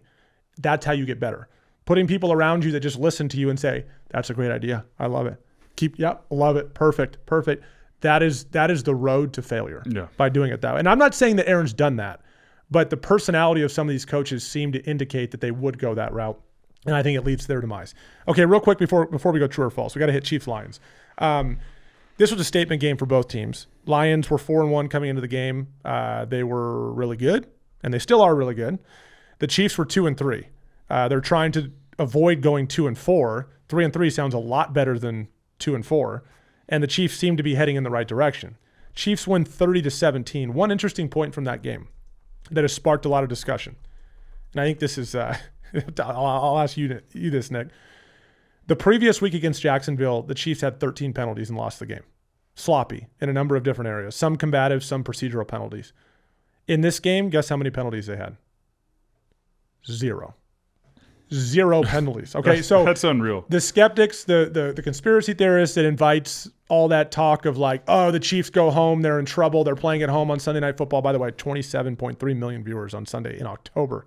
It's the second biggest October audience ever for Sunday Night Football. The first was when Tom Brady went back to New England in 2021 when he was playing for Tampa. In front of a huge audience on Sunday Night Football, Chiefs are at home, 0 penalties. So it's really easy, low-hanging fruit. And I understand low-hanging fruit is ripe, so you want to grab it sometimes. It's really easy to say, well, man, the Chiefs get all the calls at home. That's garbage, right? Even though the fact that New York stepped in and overturned the Jared Goff touchdown early, all this stuff points to, people favor the Chiefs. Or we can go a different way here and think a really good coaching staff over the course of a week after 13 penalties hits a million different points of emphasis moving into the next game and goes, here's where we have to be better. We had 13 penalties this week. They come out of this game with 0. Coaching and emphasizing all the right things or getting help from the referees? Which one do you think it is in this game? I'm going to give you 4 names, and then I'm going to give you an answer. I'm going to give you 4 names. Okay. And the name that you probably think is going to be on the list is not on the list. By the way, since 2019, there have been more than 1,600 NFL games. Only 12 have had a team go penalty-free. This is incredibly rare. No, it's super rare. Okay. I'm shocked. Just want to establish that. Okay, go. Andy Reid's the first name. Okay. Head coach. Offensive coordinator, Matt Nagy. Defensive coordinator, Steve Spagnuolo. Special teams coordinator, Dave Toub. Those 4 names, consistent people within the Kansas City Chiefs organization. 3 of those guys, Andy Reid is a head coach, Matt Nagy, Steve Spagnuolo, head coaches. Dave Toub, a lot of opportunities to be a head coach. Longtime special teams coordinator there since 2013. I've been with him. He's unbelievable. Those guys, it goes back to many weeks ago when you asked if I was worried about the Chiefs. I'm like, no, I like them. The reason I like them is they have such a great infrastructure with their coaching staff that the players respond in an amazing, resilient way too. Mm-hmm. Matt Nagy's going to have another. I was with Matt at the end of his Chicago reign. It was very difficult. We had a tough time. But I have respect for Matt. He's had a lot of success when he went back to Kansas City. He's going to have another chance to be a head coach. I believe that because of what he's done since. And I bet he's going to be a lot better the second time around than he was the first time around because of what he's learned and who he's become. When you have that infrastructure there and you don't have all this turnover with coaches, you're going to have sustained success. That's why Kansas City's an anomaly in that. Coaches just want to stay there because they know they're going to have success with Andy. I enjoyed living in Kansas City. Got great barbecue, great food. You're going to have a chance at a Super Bowl every year, win a lot of rings. That is why they can turn it around. That is why. And now, the penalty thing, that's unbelievable. The fact that, there wasn't holding on the offensive line and things like that. But the Kansas City's greatest asset is not Patrick Mahomes, though he's one of the best in the league and is a Hall of Famer.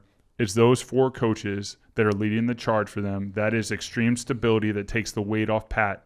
and when he plays. And I'm a firm believer in that. And that is why it's so hard for franchises year in and year out to have success, because when you have success like the Eagles did, you're going to lose a coordinator. Vic Fangio's older. He's probably not wanting to go move around. He has a good thing going in Philly. Kellen Moore's a young guy, so he's gone.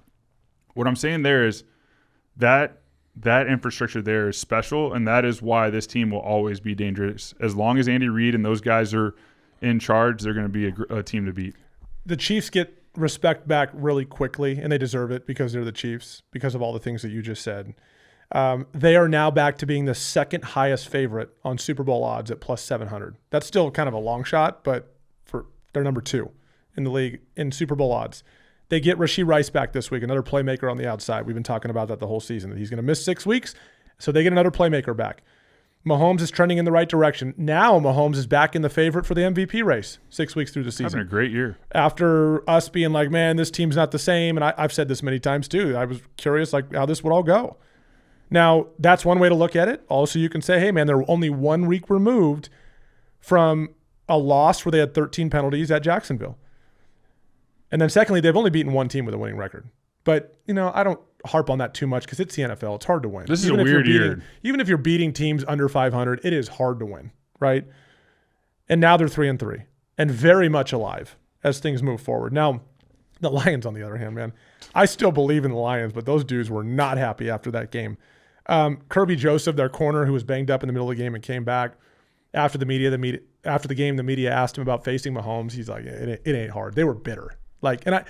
Part of it I'm okay with. Like they did not want to lose that game, and this is a gritty team. They were pissed off. He goes, it ain't hard, and kind of turned his shoulder to the media. And then we saw what Brian Branch did after the game. He was hit hard in the back by Juju Smith-Schuster late in the game. The refs didn't call it. He was not happy with Juju. He went after Juju after the game started to fight. This is where leadership comes in. So Brian Branch is a leader on defense. He made a mistake. He's going to be suspended for it for a game. He's going to lose a game check, and he hurts his team because of it. And Dan Campbell handled it perfectly. Yeah, I thought he did. Dan just said, look, we love Brian Branch. We respect the hell out of him, but there's inexcusable behavior, right? And Dan is the type that has players that don't want to lose like this, and they're pissed off. He builds a locker room that's gritty and wants to win, right?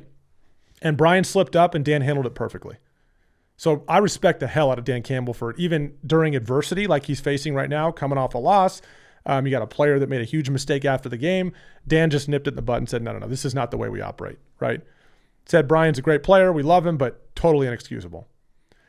But the Chiefs, on the other hand, I think the Lions are going to be fine. Lions are a very good football team. The Chiefs, on the other hand, are starting, as usual, to become a very captivating follow at 3-3, and things all seem to be heading in the right direction. The defense was never terrible. The defense was fine. The offense had a lot of question marks, and they're starting to answer those, including some schematic changes, under center runs, all those things. They've been much better with. So let's move on to our favorite segment, True or False. We're going to do this right before our picks and try to go as rapid fire as we can here. We're going to make some declarative statements about what's going on in the NFL. Each of us will throw a couple at each other, and we'll declare them as true or false and give a quick reason as to why. Nick, I'm going to start. Let me go first. I'm going to start with Tampa. Tampa has too many injuries on offense. They cannot sustain the success. They're in for a serious correction moving forward. So this is their schedule coming up. At Detroit, at New Orleans, home against New England, at Buffalo, at Rams. Some difficult games in that mix. And remember, Mike Evans is out. Chris Godwin's out. They'll get Evans back, I think, in the next couple of weeks. Emeka Egbuka's out, I would say, at least a week, maybe going into week 2. He's got a hammy, so I would guess at least a couple weeks. True or false, Tampa has too many injuries, and they cannot sustain the success moving forward, despite Baker's amazing play. I would say false. I'd say Baker proved us wrong last week with all the injuries, throwing to 4th, 5th, 6th receivers. The guy just continues to play at a high level, and it's really impressive in the sense of he's able to do that with those guys, and he's bringing them to a higher level. When guys step on the field with Baker, they know that at any time that anyone can get the ball, and he's going to make a play. And even if it's you run your normal route, you're always looking back because he might be scrambling around and you're going to get open. So be ready because he can make all the throws and do everything and rally the troops. That is a really tough schedule. they really, when you look at it real quick, you're like, man, they might just win one of those games. But with how Baker's playing and what he showed us last week, I'd say that's false. I believe in Baker Mayfield. I believe in what they're doing. The young receivers that were making plays looked like they had some juice as well. They looked like they had some speed, and they made some great plays themselves. So these could be some rising stars that were their 4th, 5th, and 6th receiver. Baker's play on 3rd and 14 late in the game when they're only up 1, drive in to make their lead more comfortable. 3rd and 14, he runs for a first down. Incredible. Baker took a big hit at one point in the game. It was borderline late. Instead of getting up and complaining to the officials, he gets up and basically celebrates and gives that kind of beast mode look at the defender. That's the way Baker's wired. I tend to agree with you. I am a little worried about Emeka being out, but Baker is a dude, and it's so much fun to watch him play. It's hard not to pull for him, too. He's a 66% passer, 1,539 yards, 12 touchdowns, 1 interception. He's got a gauntlet coming up. We're going to know a lot more about this team in the next 4 to 5 weeks. Very true. Go ahead. All right, this one's going to be more about a second-year quarterback. Drake May is the best second-year quarterback in the NFL right now and has the brightest future. The other quarterbacks are Caleb Williams, Jaden Daniels, Michael Penix, J.J. McCarthy, and Bo Nix. That is a really good draft class. We knew that coming out. Caleb being number 1, Jaden Daniels being number 2, Penix being a top 10 pick, and then J.J. McCarthy, Bo Nix also going in the first round. That is a deep class. All of them are now starting, with the exception of J.J. He will be starting when he's back. This is a big statement to make because I would not have said this before the season. But if you look at Drake May's numbers this year, he's number 5. If you look at kind of rank the quarterbacks 1 through 10 on their cumulative stats so far this year, he's a 73% passer, 1,522 yards, 10 touchdowns, 2 interceptions, 8.5 yards per completion. And by the way, Drake May has been sacked 18 times. 18, that's an outlier. Right? Justin Herbert, who's been sacked like crazy, has only been sacked 17 times compared to Drake May's 18 times he's been sacked. Now, not all sacks are the offensive line's fault. Not all sacks are the running back's fault. Some of it is the quarterback, not getting out of certain things, not getting the ball out quicker. But nonetheless, it still points to some issues with protection. The protection system, I should say. But I do believe, out of all these guys, it's hard. Now, the guy I'm struggling the most with is Jaden Daniels because I think Jaden's a hell of a player. He was Offensive Rookie of the Year last year, and I love what he's doing. I also like Penix, but I'd put Drake above Michael Penix right now. But since I'd put him as a tie, he and Jaden, I'll say it's true with the caveat that there's a tie. He and Jaden right now, of that rookie class, have the brightest future, and they're the best second-year quarterbacks in the NFL. Jaden's been hurt this year. He hurt his knee, missed a game. They lost last week. But when Jaden is humming and took him all the way to the NFC title game last year, Jaden is dangerous. So I'm not ready to put him above Jaden, but I won't put Jaden above Drake right now either. What I'm seeing from Drake May in that organization with the right head coach, some good receivers around him, he has played fantastic football, and the arrow is pointing up for him and the Patriots. So true with the caveat that there's a tie. No, I agree with you. I don't need to expand too much. That is an amazing draft class. Every single one of those guys have the opportunity of having a bright future. I mean, Bo Nix is in there as well with Sean Payton.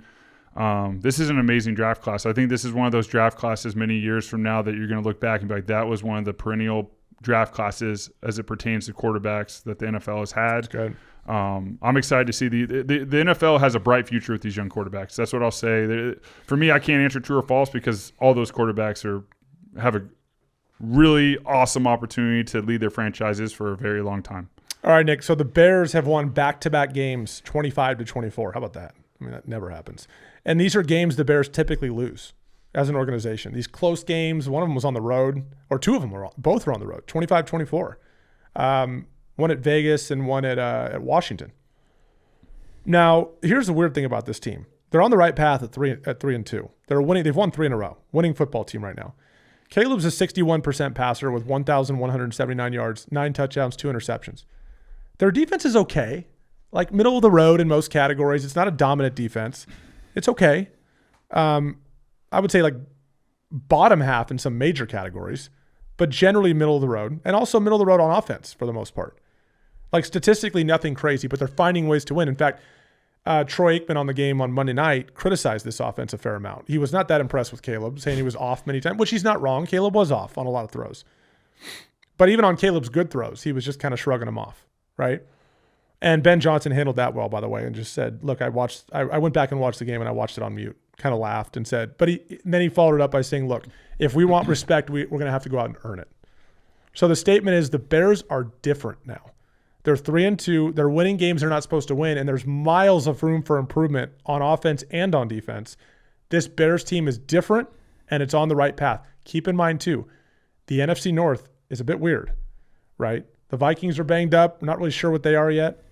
Lions and Packers, obviously tough. So keep that in mind. Like the top of that division, Lions and Packers, really good. The Bears are on the right path. This is a winning football team. Yeah, I'm going to say false. I don't believe it yet. I don't believe it even with these games that they typically lose. I was there. I played there. I still have some teammates there. Love them. But, I mean, history shows that this trend will change. And I don't see why they're 3-2 right now, and it's a lot to be excited about. Caleb statistically is doing well, but there's a lot of season left to play, and they have not made me believers yet. I think they're struggling to get over 500 when all is said and done, simply because of their division. I think the top of that division is really tough. When Minnesota gets J.J. McCarthy back maybe this week, the ankle still is not 100%, but they might get him back. Carson's shoulder's hurt too, so I'm not really sure where they stand. But when Minnesota's at full strength, I think it's safe to say the Bears have the biggest uphill climb of anybody in that division. I will say this. Let's go more big picture. They're on the right path with Ben Johnson. I do feel that after 5 games, as I'm watching it, I'm like, okay. And I think he can help Caleb continue to improve and break some of those bad habits. So different now in a much larger sense, yes. As it relates to the rest of this season, I'm not going to say this team's going to win 9 or 10 games and possibly contend for a playoff spot. I don't feel that good about them. I think the defense would have to be more dominant for me to feel that. I think they found ways to beat 2 teams that didn't play great football, and I'll give them that at this point. Yeah, so, going back to like Matt Nagy's first year when 2018, when they made the playoffs, we played them in the playoffs in Chicago at Soldier Field, and we won it then with the double doink situation.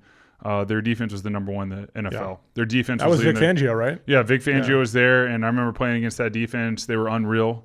Offensively, they were like middle of the road. They did some good things. They had a couple of big games, but consistently weren't great. So that's why I say, with their defense not being as dominant, I'm really interested to see this year. I don't believe it, but long term they could be on the right trajectory. Yeah. But I will say they have to make me a believer, and that's something I respect.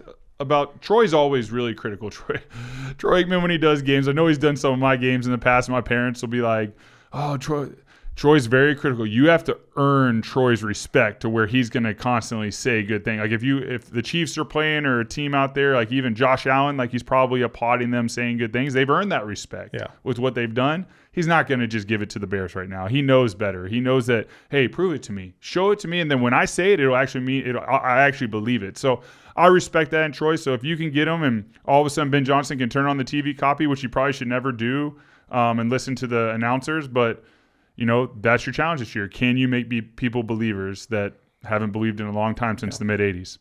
All right, one more. Hit it. All right, this is going to go to an NFC East team. Not the Eagles. So sorry, all you Eagles fans, but the Cowboys. The Cowboys defense will cost them as the season wears on. Great example last week. Dak's fantastic year will be overshadowed by a defense that cannot get stops. They allowed 410 yards versus Carolina with 216 rush yards at 5.68 yards per carry. Rico Dowdle, is that how you say his name? Yeah. Dowdle had 239 scrimmage yards. He was a previous Cowboy. Cowboys are dead last in yards per games allowed with 411 pass yards per game allowed with 269. Bottom 5 in rush yards per game allowed.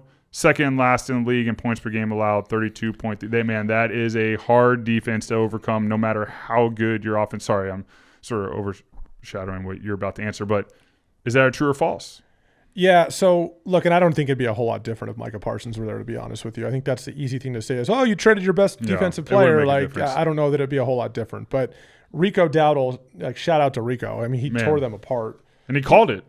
Rico's had 2 straight games over 200 yards from scrimmage. So 239 versus Dallas and 234 the week before. And he's the 6th running back in the Super Bowl era with at least 225 scrimmage yards and a touchdown in consecutive games.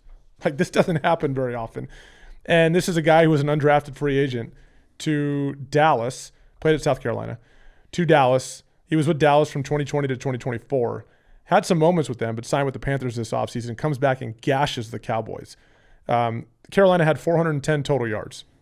The Cowboys' defense is a serious issue. And it's unfortunate because Dak is really good. Dak's a 72% passer, over 1,600 passing yards through 6 games. He's got 13 touchdowns and 3 interceptions. And here's the thing. He throws it a ton. 229 attempts this year. Of the top 10 quarterbacks in the league, from a completion percentage standpoint, he's got way more attempts. So he's crazy efficient from a completion percentage standpoint too. To throw it as much as he's throwing it and have 7.1 yards per completion and be a 72% passer is crazy. But this is going to be overshadowed by a defense that can't get stops. Because it's not like we're looking at a defense that's going to get like 3 guys back and things are going to change in 2 or 3 weeks. No. Like, the Cowboys are just going to have to try to outscore everybody. Their defense is a huge problem. And so because of that, in their division as well, with Philly and Washington, who I think ultimately are better teams than they are, and the Giants are going to challenge them too, I think. Their defense is a problem for them. And it's unfortunate because Dak is playing as good a football as we've seen him play really in his entire career. Brian Schottenheimer has the offense in the right place, despite, some issues we thought coming into the season. So yes, the answer is true, is that they'll end up, hoping to get to 500 or somewhere in that range because they can't get stops. And now what Jerry would say is, I don't disagree with you. Remember, we traded Micah for a reason, to get draft picks and try to start to build this thing. So you hope over the next 1-2 years that they're filling some of these gaps on defense. And you also hope that Dak keeps playing at a high level and you're not missing a window here, because that would hurt pretty bad. All right, Nick, we got to get to picks. We got a big week 7. So we were in week 6. Now we're in week 7 coming up. And we're gonna cycle through our picks real quick to make sure everyone's got the right stuff moving forward for week 7. Let's start with Thursday Night Football, what is being called the Icy Hot Bowl, with the 40 and over quarterbacks and Aaron Rodgers and Joe Flacco facing off against each other. The Steelers go to the Bengals. Steelers minus 5.5. What do you got, Nick?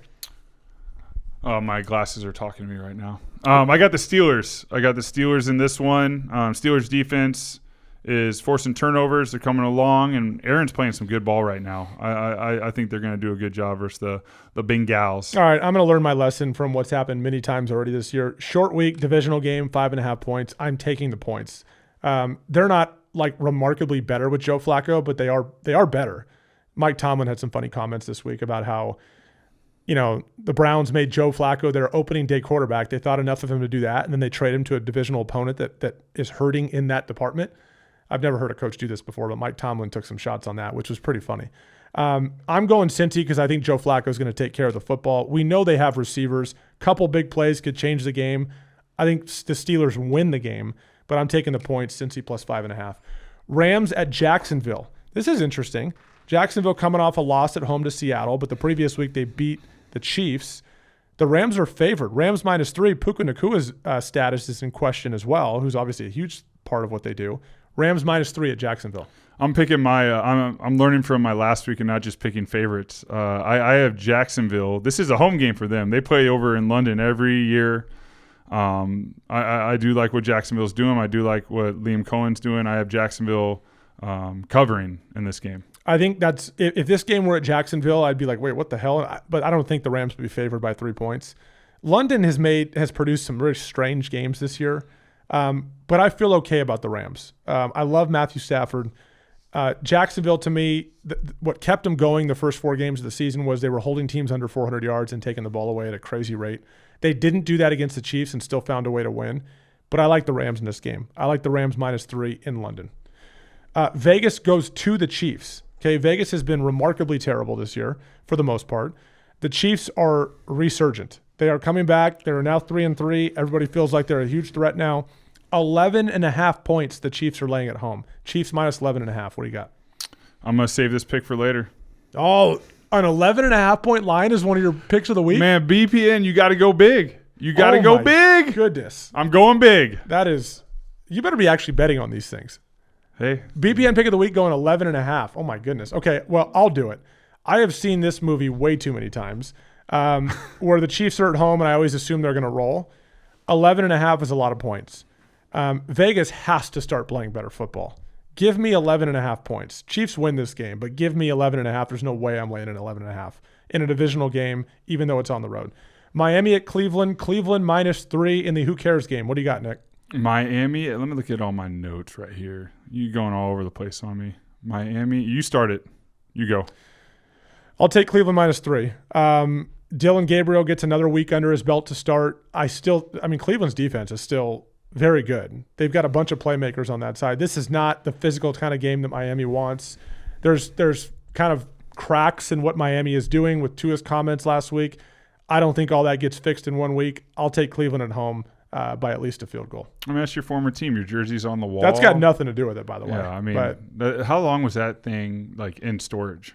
A long time. Yeah. We got to get a little steamer. We got to get a steamer out here. Cleveland's defense leads the NFL in pressure rate and sacks. It's going to cause a lot of issues. If Tua's first read is not open, we've heard he struggles. I have Browns covering.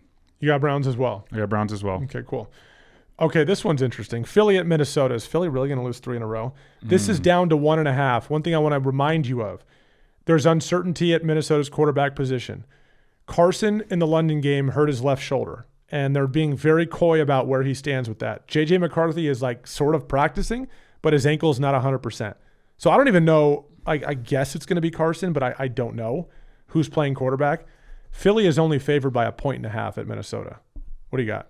Ooh, this is a tough one. I went back and forth on this one. But with the uncertainty at quarterback, and I know Vikings have a great against the spread at home, but I'm gonna go with the Eagles. Okay, this is my pick of the week, so I'm gonna save it. Okay. Carolina at the Jets, another who cares game. Carolina -1.5 at MetLife. What do you got? Jets! Let's go! They're gonna get their first victory, or at least cover. Oh my God! At least cover. I'd love to see you actually put money on that. I will take Carolina. I think the Jets. I know at some point, it's like the broken clock theory. Like a broken clock is right twice a day. These are both broken clocks. Yeah, right it's here. just look. I mean, no, Carolina's done some good. They've done some good, but I don't. Carolina's not terrible. Every time they have a good game, they have terrible. But every time Carolina has a good game, they have an awful game. So it's like. You think they're due for just a correction on this? I mean, yeah. I'll take Carolina -1.5. I like that we're different. We're going to really see who's the best picker this week. New England at Tennessee. New England -7. So Tennessee doesn't even get, or maybe they do. We just think Tennessee sucks. But the books aren't even giving the. Usually there's an interim coach 3-point push. Should be -10. In a good way for the interim team, though. Usually really? they think the interim gives a team energy. For at least a game. And then it falls off. It always falls off after that. There's excitement. I'm surprised this line is this big because you might see Cam Ward come out and be like, man, I don't even care. Well, do you think it gets canceled out because it's a revenge game for Mike Vrabel? There's a cancel out right here. So what do you like? I love that this is the game. This actually would have been a fun pick of the week, but there's a lot of uncertainty. I'm going with the Patriots. I'm going Mike Vrabel, going back to Nashville. I think they're gonna wax the Titans. I know Mike McCoy's interim head coach. Yeah. They're giving him every opportunity to be the head coach. He's been a head coach before, but Patriots are playing well, and this is a revenge game for Vrabel. And trust me, he's thinking about that, so he's going to dial it up and be ready to go. Drake May's been awesome. We went over his numbers a minute ago. This is a team that's really on the rise, and we felt that way before the season. This is too obvious to me. Tennessee at home with a interim head coach. Maybe you get some looser play. Maybe things change a little bit for Cam Ward. They ask him to do some different things. They loosen things up a little bit. This goes in the category of too obvious. I am taking Tennessee. Give me 7 points at home. Very unlikely they win this game, as the points would indicate. But give me Tennessee at home +7. I'll take it. Indy at Chargers. This is interesting. Chargers, despite some of their health-related issues and I would say also performance-related issues. They were lucky to win last week as well at Miami. The Chargers are a 1.5-point favorite. Indy goes to the Chargers. Chargers -1.5. I have the Colts. Wow, interesting. So you think the Colts push to 6-1? Dude, they are dialed. Jonathan Taylor is balling. Daniel Jones. Chargers have got a lot of injuries. I like the Colts. They've already went. They already played in LA earlier against the Rams. This will be, and they really should have won that game. Yeah. This will be a great win for Indy if they can get it. Yeah. A very good win at -1.5. And I'm going with them as well because of how well they protect Daniel Jones. So what I'm getting at is with Indy is their style of play, this is sort of figuratively speaking, it travels. Meaning in any situation, their style of play shows up. Right. This is not a finesse football team, even though they can move the ball with ease quick. But their style of play of protecting the quarterback, running the football, being good on defense, having this balance, it travels. It shows up in all types of environments, venues, whatever you want to call it. And the Chargers still are not 100%. We've seen a lot of fractures in what they're doing. And I think Indy's going to realize this is a fantastic opportunity for them to go back to LA, get another win, and push to 6-1. Cool opportunity for them. I'm taking Indy. I like it. New York Giants go to Denver. Denver -7. What a test this is going to be for Jackson Dart. Denver -7. What do you got? Broncos. I'm going Giants. I like the Broncos. I think the Broncos are going to win. I think the Broncos have a very bright future this year. I love their defense. The defense is going to be a problem for Jackson Dart, so I'm a little reluctant from that standpoint. Denver's defense will cause turnovers, and that has proven to be the losing formula for the Giants, right? But I don't love what Denver's doing offensively, and I don't think this is going to be a very high-scoring game. And for that reason, I think the Giants find a way to keep it within a touchdown and make it might even be a backdoor cover. I don't know. But I don't think Denver pulls away, because every time this year I've felt like Denver will pull away. It doesn't happen. Bo Nix, if they can get a couple big plays, that'd be huge. But the Giants have to protect. Denver had, I think, 9 sacks against the Jets last week. 9 sacks in one game. That's why the Jets are coming, baby. But here's the thing. I like Jackson Dart's mobility in this situation. Being able to escape pressure, get out, create. I like it. Does he stay healthy, though? Well, that's the thing. Can't take hits. If you're going to be smart about when you get out. But I like what they're doing with Scatterbo, being able to kind of control tempo and pace of the game. And I like Jackson's ability to escape pressure in this situation. I think they're able to keep it close. Can I give you a statistic? Sure. Bo Nix, as a home favorite against the spread, is 7-1. How many of those spreads have been over 3 points? I didn't look at that statistic. I didn't care. I bet you it's not very much. Yeah. But I mean, the 7 points is quite a bit. But it's also, Mile High Stadium. Are these guys acclimated? Does it get in their head? It's their first time playing there. I think they'll be able to run it, and I think Jackson will be able to get away from some pressure. If he starts to turn it over, this could be a blowout. He cannot turn the ball over. Green Bay at Arizona. Green Bay -6.5. Kyler's status still uncertain. He has a midfoot sprain. They looked okay with Jacoby Brissett. Green Bay goes -6.5 at Arizona. So there's sometimes you look at all the analytics of a game and then you make your pick. I did, and I made my pick, but then I was like, you know what? I got to make this pick with my heart. One of my best friends and co-founder of Dad Season is the punter for the Cardinals. Oh, that'll affect the game. So sure.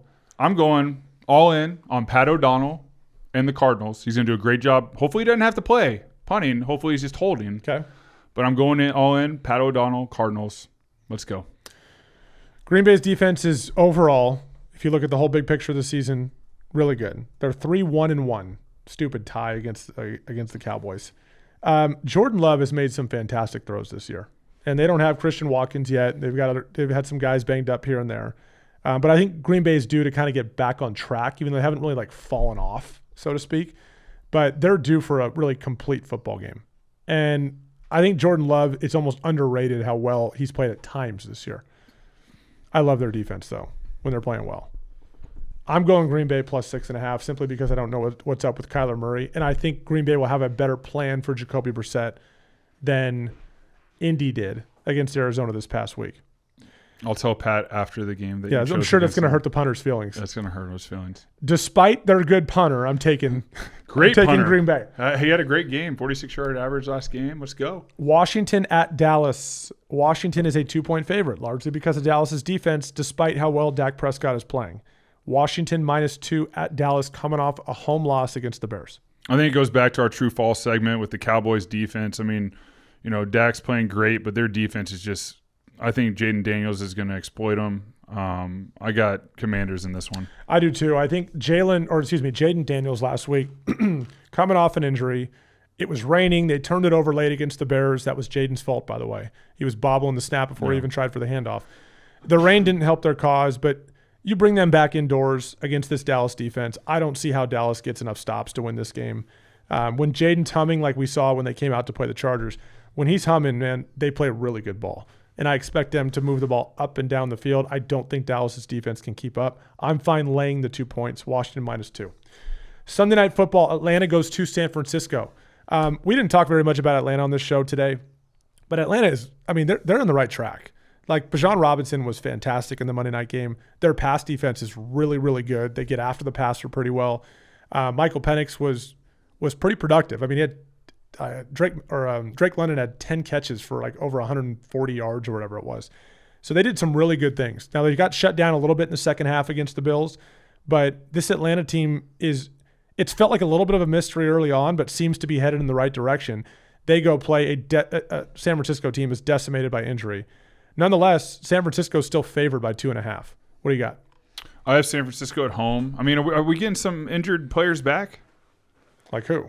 I don't know. I'm just saying. Not that I know of. Kittle. I mean, I saw some news that like some guys might be coming back. Possibly. There's a couple possibles. This week. Guys that should be back at some point this year: Kittle, Brandon Ayuk, Juwan Jennings. But Fred Warner, Nick Bosa, those guys are out the whole year. Hurt, but I think I got the 49ers in this one. Brock Purdy not back. Mac Jones has been playing great, so I'm not worried about that. You got Niners? I got Niners. I think Atlanta keeps rolling. Bijan Robinson has been awesome this year, and they're banged up on defense too. Obviously, San Francisco is. Really good head coach. They'll find a way to keep it close, obviously, but I think it's a chance for Atlanta to make a statement and take another step forward. I'm going Atlanta plus 2.5. First Monday night game, Tampa Bay at Detroit. It's Detroit minus 5.5, largely because of all the injuries Tampa Bay has on offense. Bucky Irving, the running back, has even been out. The top 3 receivers presumably will not play. Tampa Bay at Detroit. Detroit minus 5.5. I'm taking Tampa Bay, man. I'm all in on Baker Mayfield making a believer out of all of us in the sense of not having all his weapons, but able to make it happen against a great Detroit team in Detroit. I think they'll cover. This is a tough one because it seems very unlikely that Tampa can win this game, and Detroit's coming off a loss. They're coming home off a loss. There's so many missing pieces. The question is, I could see Detroit winning this game by a touchdown. And it doesn't spell doom and gloom for Tampa. I think they're going to be fine, especially as they get guys back.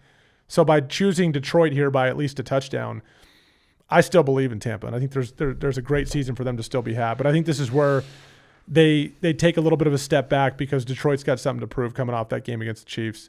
I'm going Detroit 7 or more. If our audience could see, Nick is staring at me with these stupid glasses that have a video camera on them, and he's like videoing me as I talk. It's the most bizarre thing ever. Oh man, just getting some point of view content. Dude. Hey, you got dude. You got to multitask in the show. You get some point of view shots. I've even been dealing with some plumbing situations at the house and between thoughts. You like POV shots? Okay, let's continue onward. Monday Night Football game 2. I don't even know why do you react that way. Houston at Seattle. Seattle minus 3.5. Coming off the Jacksonville win across the country, Seattle minus 3.5. Houston's been very up and down. What do you got? I got Seattle. I got Seattle covering the 3.5. I agree with you on that. Yeah. Let's just keep it simple. There's nothing that needs to be. Seattle's been good. They've been nice. Okay. Yeah. I'm going to throw out my pick of the week. Go for it. I refuse to believe this Eagles team is going to – you're going to be like, Evan, Eagles are your pick of the week? I refuse to believe this team is going to lose 3 straight games. J.J. McCarthy's status unknown. Carson's shoulder is an issue. It's not his throwing shoulder. It's his other shoulder. Their only other quarterback on the roster is an undrafted free agent in Max Brosmer. And whoever plays could get nicked up in the game. And, I'm not saying they're going to go to their rookie, but, there's just too many question marks at quarterback for me. And I refuse to believe the Eagles are going to lose 3 straight. I think Philly minus 1.5. It's basically a pick 'em. That is my pick of the week. I think the Eagles jump on Minnesota and they take care of business. I hope they don't disappoint me. But this team is not going to lose 3 games in a row. That's where I'm at. What do you got? So my big pick of the week, I had to go with the biggest spread. Big pick, Nick. What do you got? So all these small spreads, I went with the big spread. I went with the 11.5 point spread. And you might think, you might get that backdoor cover or whatever it may be. But we got Raiders at Chiefs, 11.5 points. I got the Chiefs covering.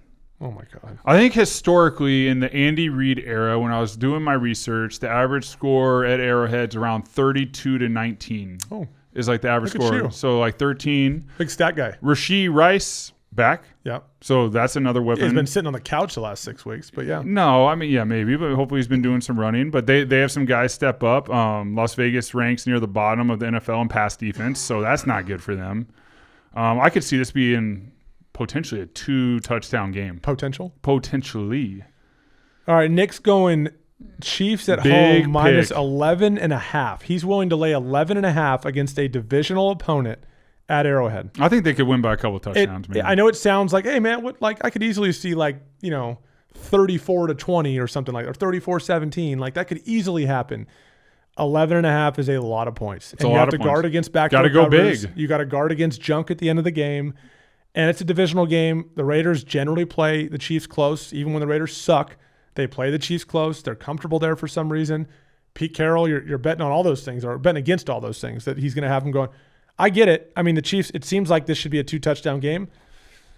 We'll see if BPN pulls through, because BPN was garbage last week. But then again, so was I. So I was better than you were last week. You were better than I was, but your pick of the week sucked, just like mine. Yeah. So well, I mean, we're due. I mean, but I will say this: the picks were rough. The picks for everyone. You gave the statistic nationally were rough. This makes, as I know, people didn't win money and the house won and all that, or whatever you gamblers do, but it makes for a fascinating NFL season. Yeah. I think when we can sit in here and talk about the NFL. And I've gotten to the point now, I don't know who the front runner is. I have no idea, and I'm not even going to act like I really know. It's just going to be week to week who's playing strong and whose trajectory's up, whose trajectory's down. It's a fascinating year in the NFL this year because you don't have that powerhouse. So even when we look at the playoff picture, which you on our notes, you had the playoff picture right now, it's going to look really different in a few weeks, which is awesome. I mean, not every team's in it. The Jets are not in it, but there's a lot of teams that are in it. So there's going to be the facilities are going to be good. You know how it's been. Even when you're on those bad teams, and it's like 4-7, and you're like, what if we win out? Yeah. We can make the playoffs, even though we suck and everyone's injured and we had a coach quit and another coach went there and he's on vacation. We have a chance. So there's a lot of that going around this NFL league. There's going to be a lot of energy in the first half of games, and then the teams will realize who they are, and then they'll fall apart. But, it goes back to my pick against the Jets. I think the Jets are going to have a big week, and just want to end with, hey, Jets are going to get their first victory this week. Let's go. Well, again, it's a marathon, not a race, and things can change as we get down the stretch, and health is a big part of that. So that's well said. Again, as always, we appreciate you listening. Please check us out on Instagram at the SZN Pod, the SZN Pod. You can check out our reels there. You can access our YouTube links and download our podcast, wherever you normally get your podcast. And for those of you watching on video, I hope you've enjoyed our Giants jersey today. We pay our bets. We are men. And for those of you not watching on video, you can head to YouTube and check it out. Nick in a Giants jersey is quite the spectacle. And we made a bet, we lost, and here we are. Hey, we honored it, and I feel like we came into this and we gave the Giants their flowers from the Thursday night football game. We could have come in here bitter, angry, gave every which direction of like the Eagles did that. Listen. Yeah. We honored our bet. There'll be more bets going on throughout the year. We got to figure out what they are. We got to figure out what to do with these jerseys. Hopefully they can go to a good cause. We got to figure that out. You're not going to keep it? Not going to frame mine. I mean, it is Tiki Barber, and I love Tiki, and I was just with Tiki, so I might keep this jersey. I might even have Tiki sign it. But, this was a fun episode, and I'm just glad that we honored our bet. And thank you for Fanatics for getting it to me by Tuesday. We recorded on Wednesday. I did buy the jerseys for all you out there. I did pay my bet, so thanks for listening. That's episode 10. Thanks for listening. Appreciate it.